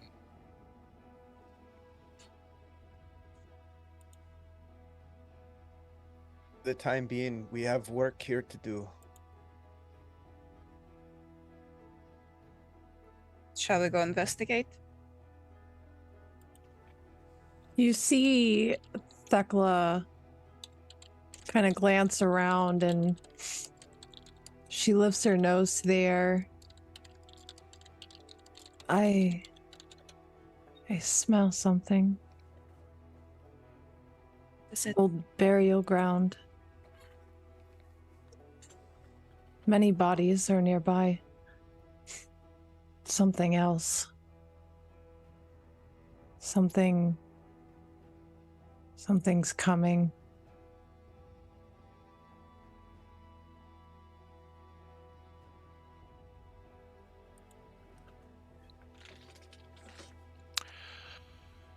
you have a few moments for sure before something happens. Do you want to investigate the surroundings, perhaps? See what you can glean from the area? You also all kind of feel that something's approaching, so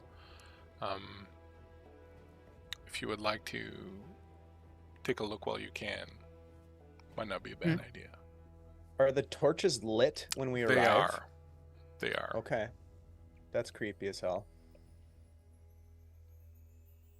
What is this? Logic and vigilance? Or investigation? Yeah, so you can go ahead and either make logic and investigation. You can do empathy and observation, empathy and magic if you have it.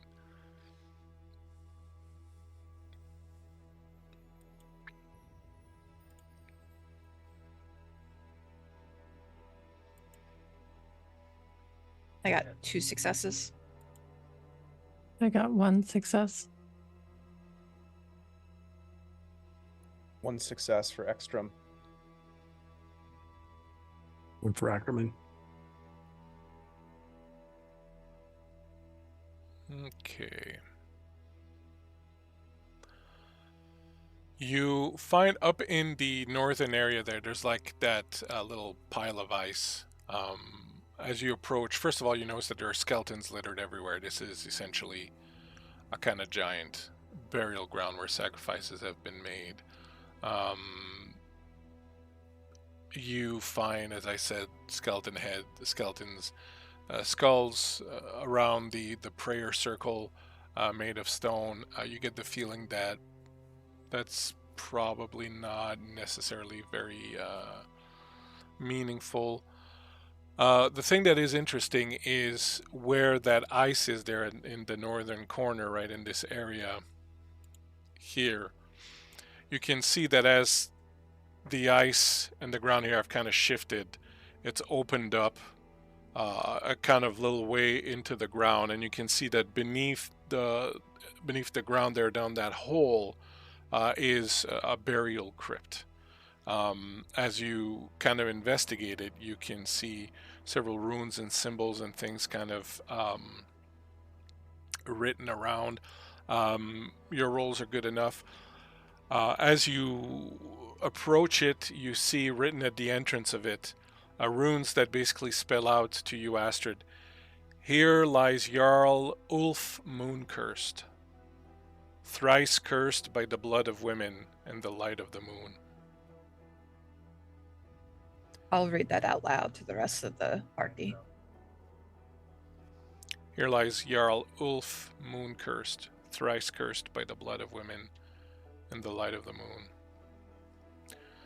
Once you go inside, you will find his burial crypt, which is open. You will see several things there: ceremonial armor and weapons, personal things of his that have, through time, kind of been damaged and fallen apart. The grave doesn't look like it's been robbed, but there's definitely things that have just, fallen apart over time. The one other thing that you find is there is a oiled leather scroll case inside the tomb. When you open it, you find a bunch of different things, little drawings, little runes, things of that nature. But one of the things that catches your eye the most is a poem prayer to Odin. It's written in the old tongue, which Astrid can read. It goes like this: A glad of war, Grimnir, hear my call. Galloglad, wanderer, all-father, a soul has escaped your halls. I beseech thee your fetchers to send, for this soul needs his home. God of gallows, take your due. By nines you are summoned, 9 breaths, 9 calves, 9 babes, 9 men, 9 swords, 9 shields, 9 longships, 9 days, 9 nights. Gallows burden, claim your due. And you would recognize it as a prayer that would have been intoned back in the day at Uppsala during the festivities, during some of the sacrifices.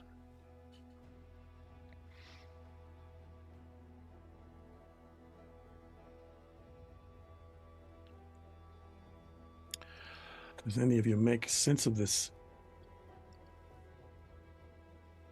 It's a prayer to Odin. One that was said during the sacrifices many, many years ago in Uppsala. 9 by 9 by 9.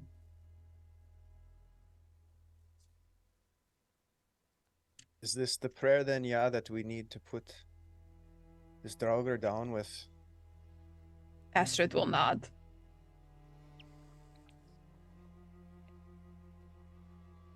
Now we need the blood. And as you say that, Astrid, you go back into your mind. You remember the earliest of all the visions you saw of the man in shadow that you recognized as Ulfrith stabbing you. You remember grabbing at his neck and pulling off something from around his neck. You remember falling to your knees in the light of the moon and whispering a curse. You remember the blood that was on your hand. You remember him reaching down and taking this, whatever it was that was in your hand that you'd taken out from around his neck, and ripping it out of your hand and pulling it away from you. Not you. Somebody else, of course, but... I will take the pendant off of my neck. That is still encrusted with blood, I imagine. Yeah, in the deep grooves of the Thor's hammer, you can still see flecks of old dried blood. Turns out I had the blood with me all along. She's gonna smile a little bit, awkwardly. Thekla, something's approaching. There's an ill feeling on the wind, a presence that is near. You see out of the corner of your eye as you turn around the throne of oak, the shadows and the mists have coalesced, and they're swirling around. And you can see something starting to move inside the skull form of the base of the tree. You sense that something is coming. I am instinctively going to draw my rifle up and peer down the sight of it at this thing forming from the tree. Seems as though we have company. Ready yourselves. We have what we need. So before we start axe, here, wield the axe. He's Ackerman or Eckstrome is going to just remind that we need the axe at the ready. Yeah, you see that she has the axe on her back.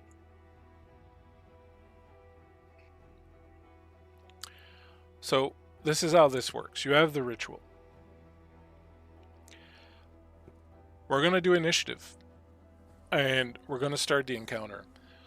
Basically, one of you, every turn, their action has to be to do the ritual. You don't actually have to do anything too specific, but at some point someone will be reciting the prayer. At some point, someone will be using the axe, etc., etc. So one of you has to dedicate their action every turn to doing the ritual. All you have to do is say, I will do the ritual. And if you're not interrupted, then part of the ritual will get done. This will be a 3-turn ritual. So it will take you 3 turns to complete it.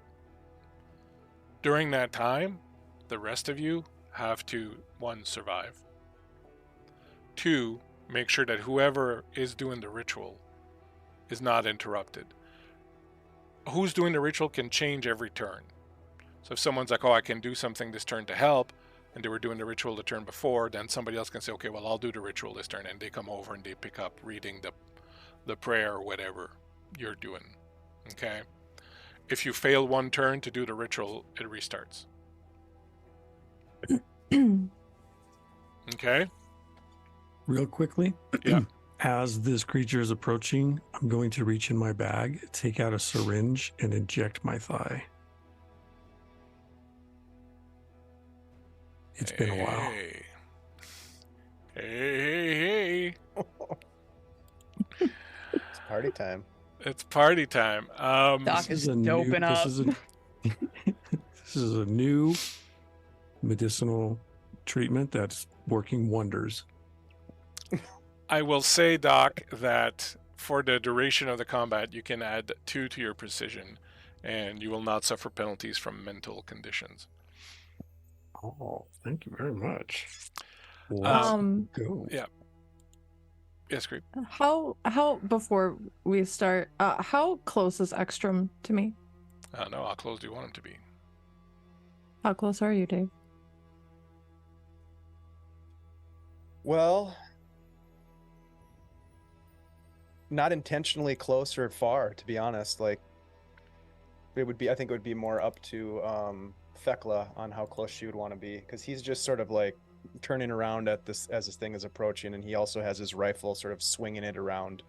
Yeah, I think she's going to pull that axe off of her back, and while she knows she's capable, she also knows she's more capable in other ways, and she's gonna hold it out to you, seeing your strength and your physicality, and hand it over to you. When the time comes, you know what to do with this. Yeah. He takes Good it. then.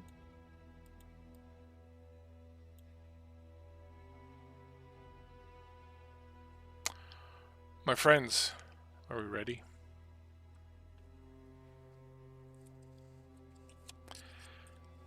I will draw the initiative and then I will tell you what's happening. Remember, you can swap initiatives if you want to at the beginning of the round.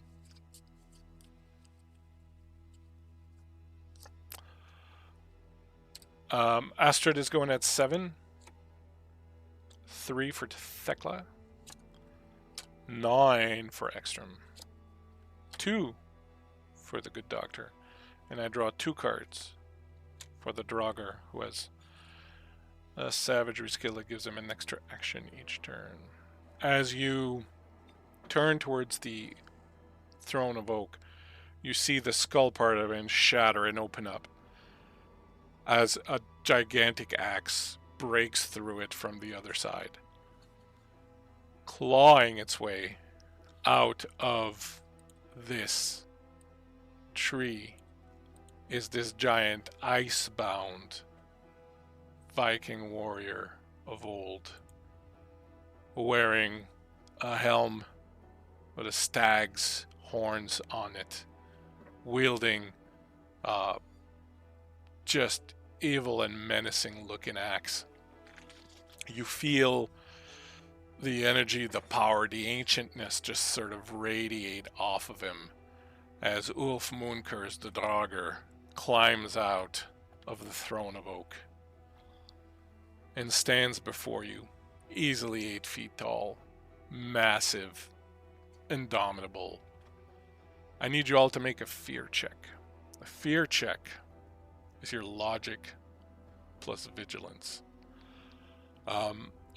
Sorry, you can use logic. I'm sorry, your fear check is either your logic or your empathy, your choice. Just that. No. Just empathy? Yeah, just empathy or just logic. Some of you have talents that help you with fear, like I think, Dave, you have one that might apply. Yeah. Loyal. You also get 1 dice for every friendly in the area. So you will also get to add 3 dice to this particular situation. This is my type 2, so you're going to need at least 2 successes not to feel fear. Did you say I cannot take mental conditions? Yeah. Do I need to make my fear check still? Yeah. Oh. Okay.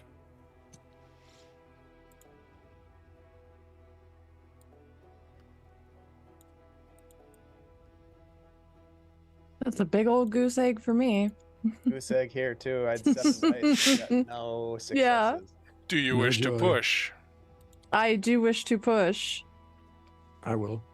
Yeah, I better. How many more dice do you roll if you push? You reroll everything. Oh, okay. Everything that wasn't a success. And do we take There a we condition go. for pushing? You take a mental condition. Oh my god, pushing. I rolled almost all ones. Wow. Something about this creature is reaching deep into Thekla and drawing out some long buried trauma, I think. All got 2 those successes. stories she heard as a child really were real. Coming to life now. So who did not get 2 successes?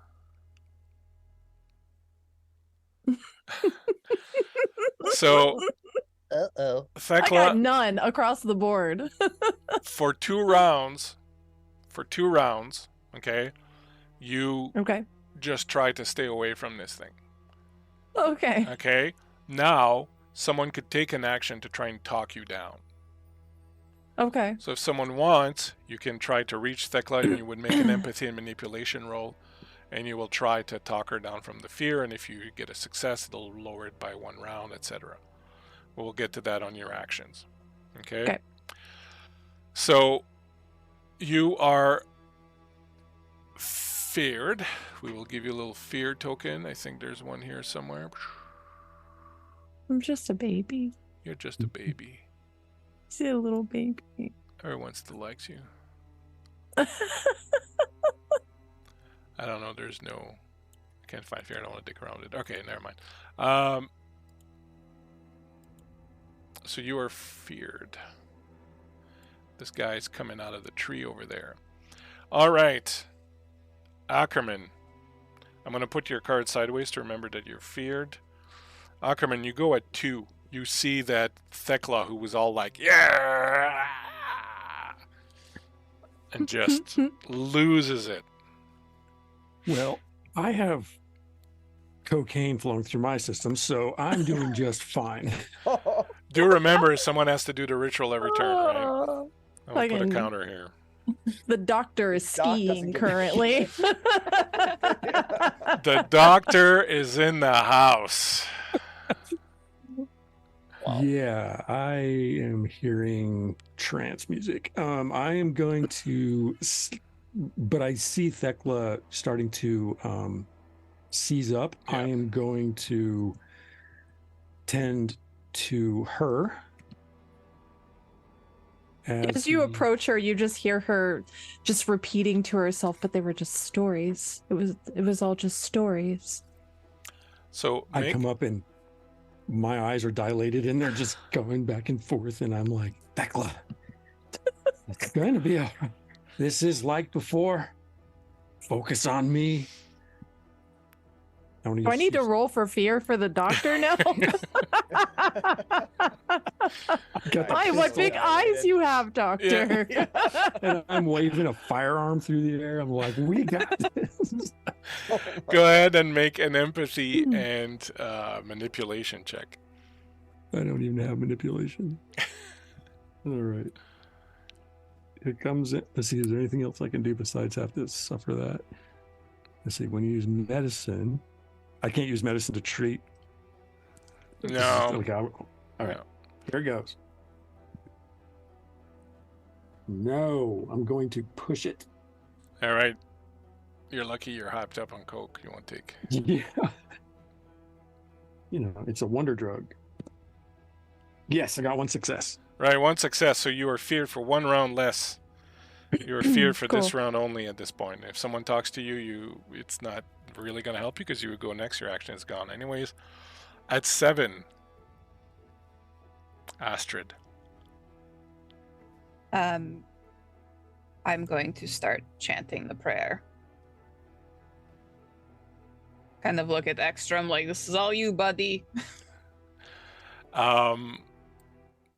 Excellent. You start chanting the prayer. You want to read a few lines of it?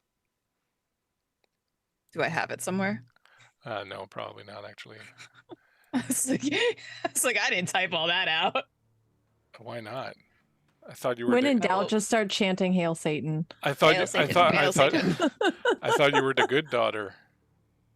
I try to be, but you talk too fast. And also, can I like back up a little bit as well? Yeah, you can totally back up. Here I am. Still within earshot. I am posting the prayer on Myriad's character sheet. So you don't read all of it, but you can read like the first 4 or 5 lines, maybe. Glad the war, Grimnir, hear my call, Galloglad, Wanderer, All Father. There you go. Okay, excellent. So you got one round of ritual done. 9, Eckstrome. Well, Eckstrome, he sees what has to be done. Then he knows his time is not long for this world anyhow, so he drops the rifle on the ground and runs towards this thing with this silver-headed axe. They go and take a swing. All right. So the way the combat works is I also take a swing, and then whoever has the most successes hits the other. Oh shit. Yeah. Okay. I'm going to use my robust talent so I can ignore my penalties from my physical conditions. Excellent. Let's see. Is this considered close combat? Yeah. Because I'm also combat trained, so I get +2 to close combat. Awesome. Okay. So I'm rolling 7 dice. Come on. I got to ask this guy a question. Oh, I got 4 successes. Holy smokes. All right. You come in at him and you see him lift his axe and he takes a swing and you just ditch under and you whack him one. Super critical. You dig right under the armor. You get into it. It's kind of like chopping into a block of ice. You see part of his body kind of explode. Your axe goes really deep into him. He yells in pain. You kind of figure it's not easy to hurt these things. But you've just done a whole chunk of damage to him. Let me see what happens when he gets to 3 wounds. Oh, okay. All right. Awesome. So you get him a good one, and his eyes turn from like this cool blue to this super menacing like black, and he's just like staring at you, and you know business is about to fucking come down. He goes, he should have gone at 8, and I forgot actually. He is going to attempt to do the same to you. So what do I roll? Do I roll anything? Yeah, you do your attack again. Okay, same thing. Okay. Yeah. Oh yeah, you said 3, right? Uh-oh. Well, I didn't get any that time. But can I push it? You can push. I'll push. You will take a physical. You will take a physical condition. Yep, I'll take angry. So let me get rid of those. Okay, I'm rolling much fewer dice now. So I have lots of conditions. Or actually, I won't take angry. I'll take wounded. There we go. Okay.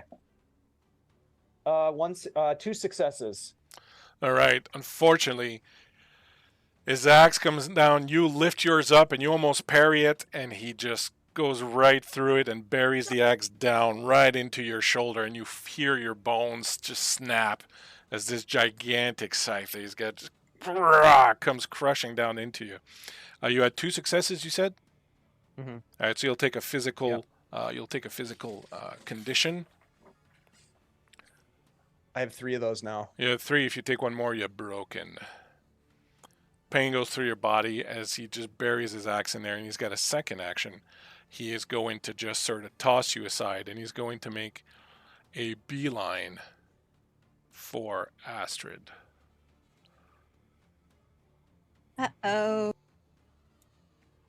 Astrid, he comes up to you, and you just see him coming down, and he's got the axe up, and he comes down and he stops. And he sees you, and you can see recognition in his eyes. And as he looms there over you with this axe, poised to literally split you in half like dry kindling. Ulfrith? Astrid. And he falters a little bit. Next round. Doctor, you're at 2. Yeah. All right. Seeing Eckstrome struggling, I'm going to charge forward and heal him. Apply medicine. Go for it. I will be chief physician on this.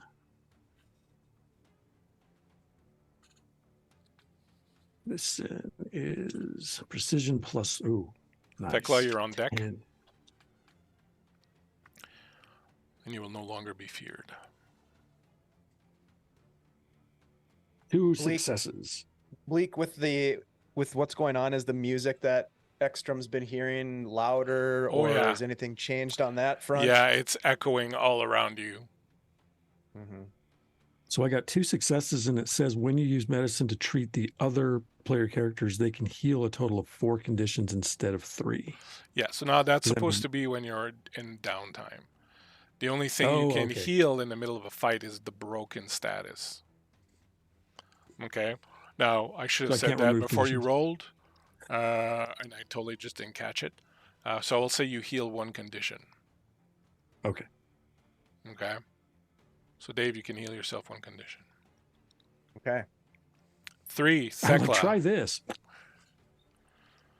Thekla goes at 3. Yeah. The fear As is gone. the fear is slipping from her body, she sees that this creature is now before her and it's threatening Astrid.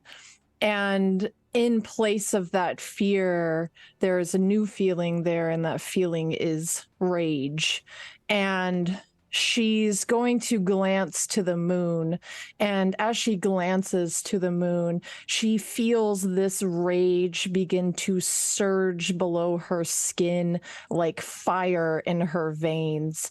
And she suddenly begins letting out a guttural scream, and she's ripping the clothing off of her body. And as she's doing so, you can see this thick, dark, coarse hair that's growing through her skin, and her bones are making this horrible, wretched cracking sound, and you can see the muscles of her body ballooning and swelling about her, and she falls and drops to all 4s, and as she does so, her hands are extending, and her legs and feet are extending, and her mouth is becoming more like a snout, and her teeth are becoming fangs, and her screams slowly morph into something more akin to a growl, and then finally a howl as she tosses back her head to the moon, and she is in her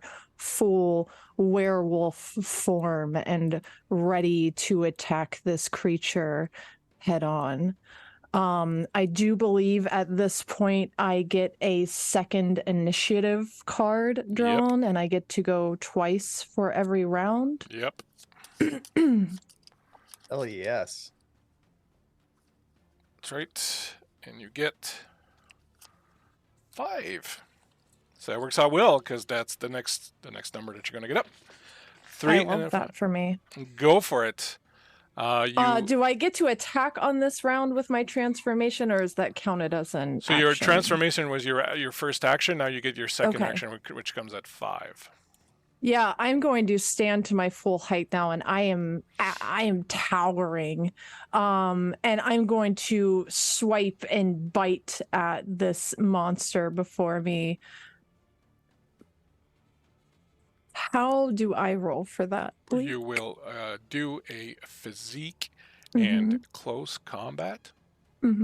Actually, in fact, I'm sorry, you are now a werewolf form. So if you look at the werewolf stats over to the side, you have all your stats now are your might, which is 10. So have fun rolling 10 dice. Hey.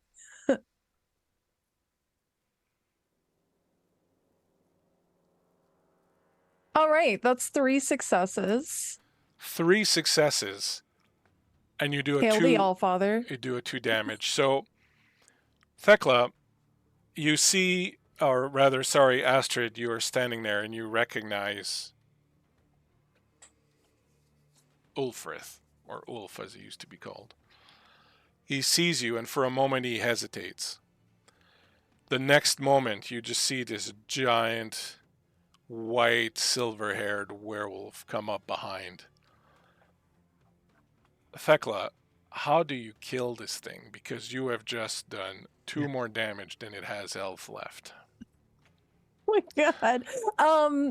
You see me come up behind him, and I'm literally going to grab him by the skull and rip it in half.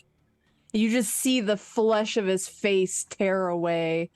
The antlers and his helmet are just breaking and crumbling in my grasp.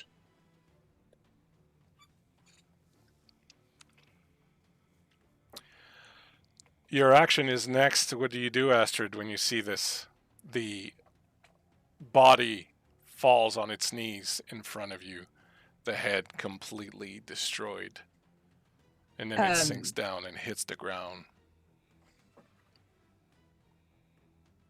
I think Astrid would falter in her prayer for a second. The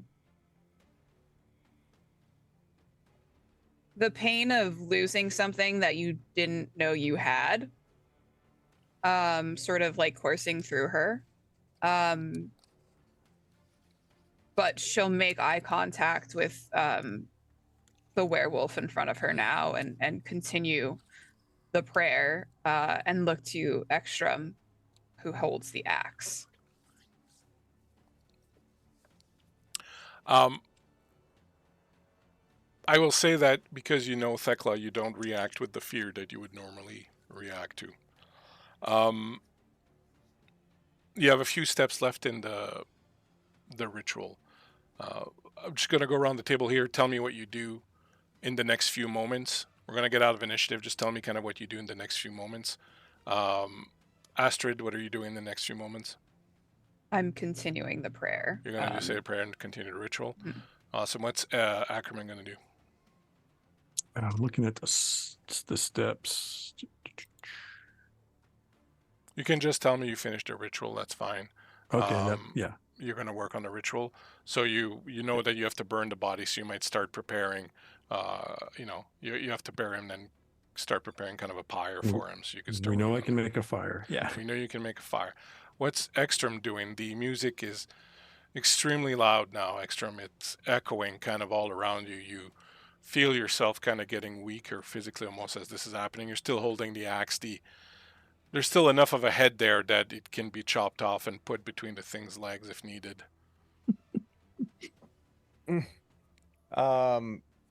Before the doctor leaves his side, he will just grab his coat and say, "Doctor, take the axe. I can no longer wield this."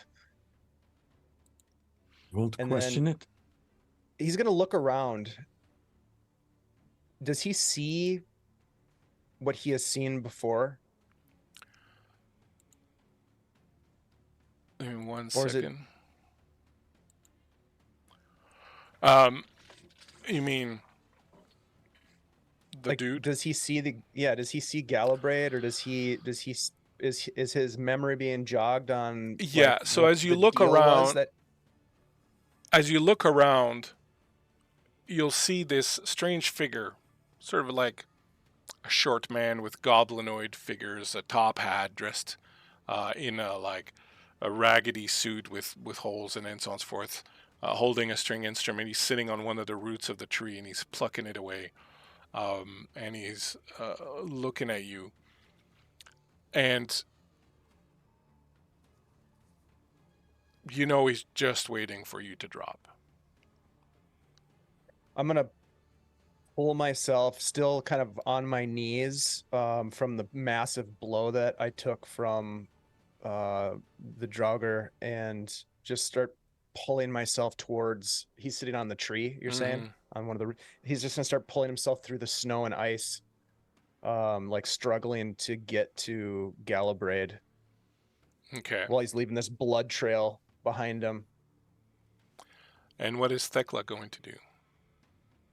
I think after basically annihilating this creature, she's just kind of standing there. There's drool just stringing out from her mouth, and she's trying internally to calm herself, but she is riding the wave of that adrenaline right now. Go ahead, please, Thekla, and make me a logic plus vigilance, but make it at Bane, which means you make it with 2 dice less. Oh no. Let's see. That's yeah, don't worry, it's just 3 dice. It's fine. Nothing bad could happen. Holy shit, I got 1 success. The taste of this ancient, incredibly powerful blood coursing through you is awakening you. You feel yourself getting stronger. You feel yourself getting more in touch with the beast inside of you, of that part of you that's not human anymore. It is extremely tempting right now to give into that. You know you can give into it and you will just sort of become this beast, at least for a while, however long it might last, and just experience that freedom. But there's one last little shred of your humanity and your logic that is holding you back. It's very tiny. It's there. It's suggesting maybe you don't want to do this. Ackerman, you're building a fire. I am, but I've also got the axe now. You got the axe in one hand. You're building the fire. Eckstrome is crawling towards this creature that owns a soul. Eckstrome is inches away from it. Thekla is inches away from giving in to her beast, going along with it, which would not be good for anyone. Astrid, you're saying the prayer. You arrive at the ending of the prayer. There's one line left to say. You know that if you say that line, everything else is already in motion. If you say that line, he will be gone forever. But if you don't say that line,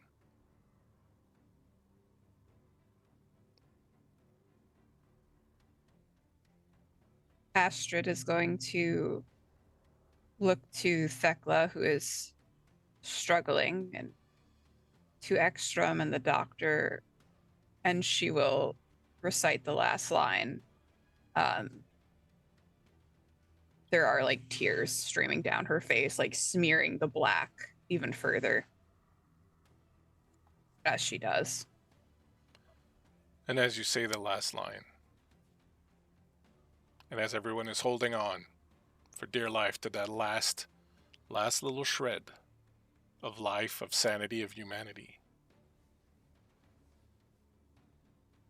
the camera goes black. And we end this story. Wow. Of the Hunter's Moon.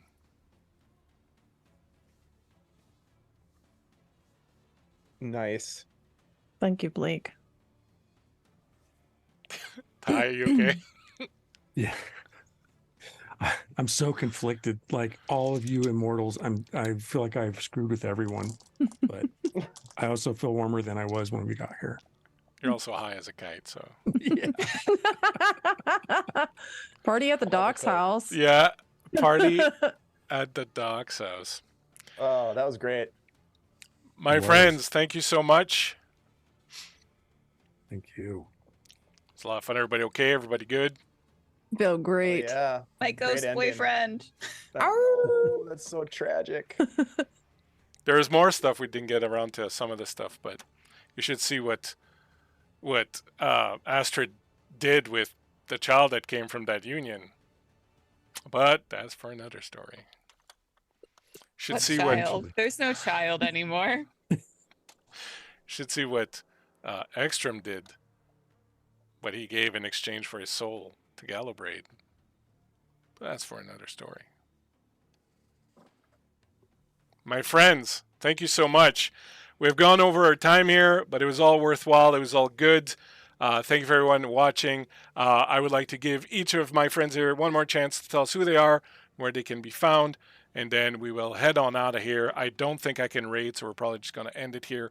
I don't have that kind of control over anything. But thank you so much for everyone who watched. Thank you so much, my wonderful cast. So please, let's go ahead around, tell these people who you are, when they can find you. Dungeon Mr. Ty, hopped up. Thank you. Yeah. Well, Ackerman, I mean, he's old. He's enjoying the years he has left. I have been playing Dr. Ackerman, and I am Dungeon Mr. Ty on social media, but please, if you wish, you can find everything at adventuresling.com, including news on the forthcoming new Varden Earthpunk fantasy setting using our Fortunes D4 system. Also, we have a podcast that has lots of fun folks on it that's out there already, and we have lots more lined up through into next year and beyond. So just a little side thing that we do to bring attention to folks that are doing other cool stuff in the industry and abroad, and in the many factions that are this interest that we all have. So thank you for having me. It's been awesome to be here, and I will be back doing things for Games for Love, as was mentioned earlier. Excellent. Thanks so much, Ty, for being out here, playing with us. Always a good time. Appreciate you, and glad you finally got to live out your dream to do Coke on stream.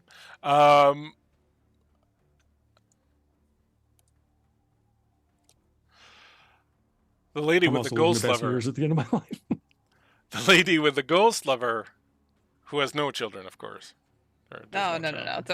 Don't worry about that. Hi guys, I'm Myriad. You can find me here on twitch.tv/Myriad_X. I do a lot of gaming. I'm starting up a D&D campaign tomorrow. 11 a.m. Pacific over on my channel. You can catch me, Littlebones309, Mornian, and my husband. So yeah, we'll be playing some D&D. And then I'm like everywhere else, playing TTRPGs with my pals, including over on Bleak's channel as well. But yeah, I hope to be able to explore Astrid's character more in the future. This was a lot of fun. Well, we have a tendency to go back to the stuff that's been cool. So, cash me on Twitter. Cash me on Twitch playing some some Vaesen. Thanks so much, Myriad. A lot of fun. Good luck with your game. I look forward to watching that. Sounds like a hoot. Just the fact that Little Bones is in there, and we'll probably be trying to make out with every creature that you encounter. I have so many hot people lined up for her. Don't worry. All right, awesome. Super glad to hear it. Next up, we have Dungeon Dave, the man who always ends Hello. up playing some kind of cursed being in my games. I don't know how that works out. Yeah, that does happen, doesn't it? Yep. Well, it was really fun. So thanks for setting the stage for all of that to happen. My name is Dave. You can find me hanging out over at Guild Superior, where I play games, run games, and produce games with my friends, including some of the folks that you're seeing right now. And just a quick reminder that we will be running a major fundraising effort beginning on November 1st through the 12th with a bunch of great people. In collaboration with our friend Phoenixy Wacky. 2 channels will be teaming up to raise money for Games for Love, which is a fantastic organization that brings hope to children's lives when they are experiencing extended stay situations and circumstances at hospitals. So come on over and help us out, hang out with us, get goofy, and join us for all of the Games for Love. Games for Love. That's what we do around here. We game for love. Thank you so much, Dave, for being here again and bringing another indelible character to your roster, your stable of unstable characters, I guess, that you've played my games. Thank you so much. And finally, the werewolf of the hour who eats all the bad guys, Darling Creepshow. That's me, Darling Creepshow. I'm a resident creep on Twitch. I play TTRPGs. Currently, we're playing some 5th edition D&D and some Cyberpunk 2020 over on my channel every Sunday. And I primarily paint D&D miniatures over on my channel, so come check me out. You can find me as Darling Creepshow all across the interwebs. And thank you, Bleak, for letting me live out my American werewolf in London, a werewolf realness this evening. That was fucking awesome. What a fun game. Finnish werewolf in Norway. Yeah, same difference, right? And it's great because you finished a bad guy. And on that note, I'll be here all week. Remember to tip your waitress, try to wheel. I am Bleakseason. Cash me outside over on Guild Superior, running some Shadowrun these days and doing a bunch of stuff with this wonderful charity we got going on my channel, where you will see some of these faces again at some point very soon. So thanks so much for being here. Thanks to Duff and everybody else, Praetor's Rift and Gamehole Con, who invited us to come and play this game. Good luck to my good buddy Kurt presenting his Ragnarok game here this weekend. Have a great con, everyone's watching. Enjoy it. We will catch y'all round the bend, one point or another. Thank you very much. Have yourselves a good evening.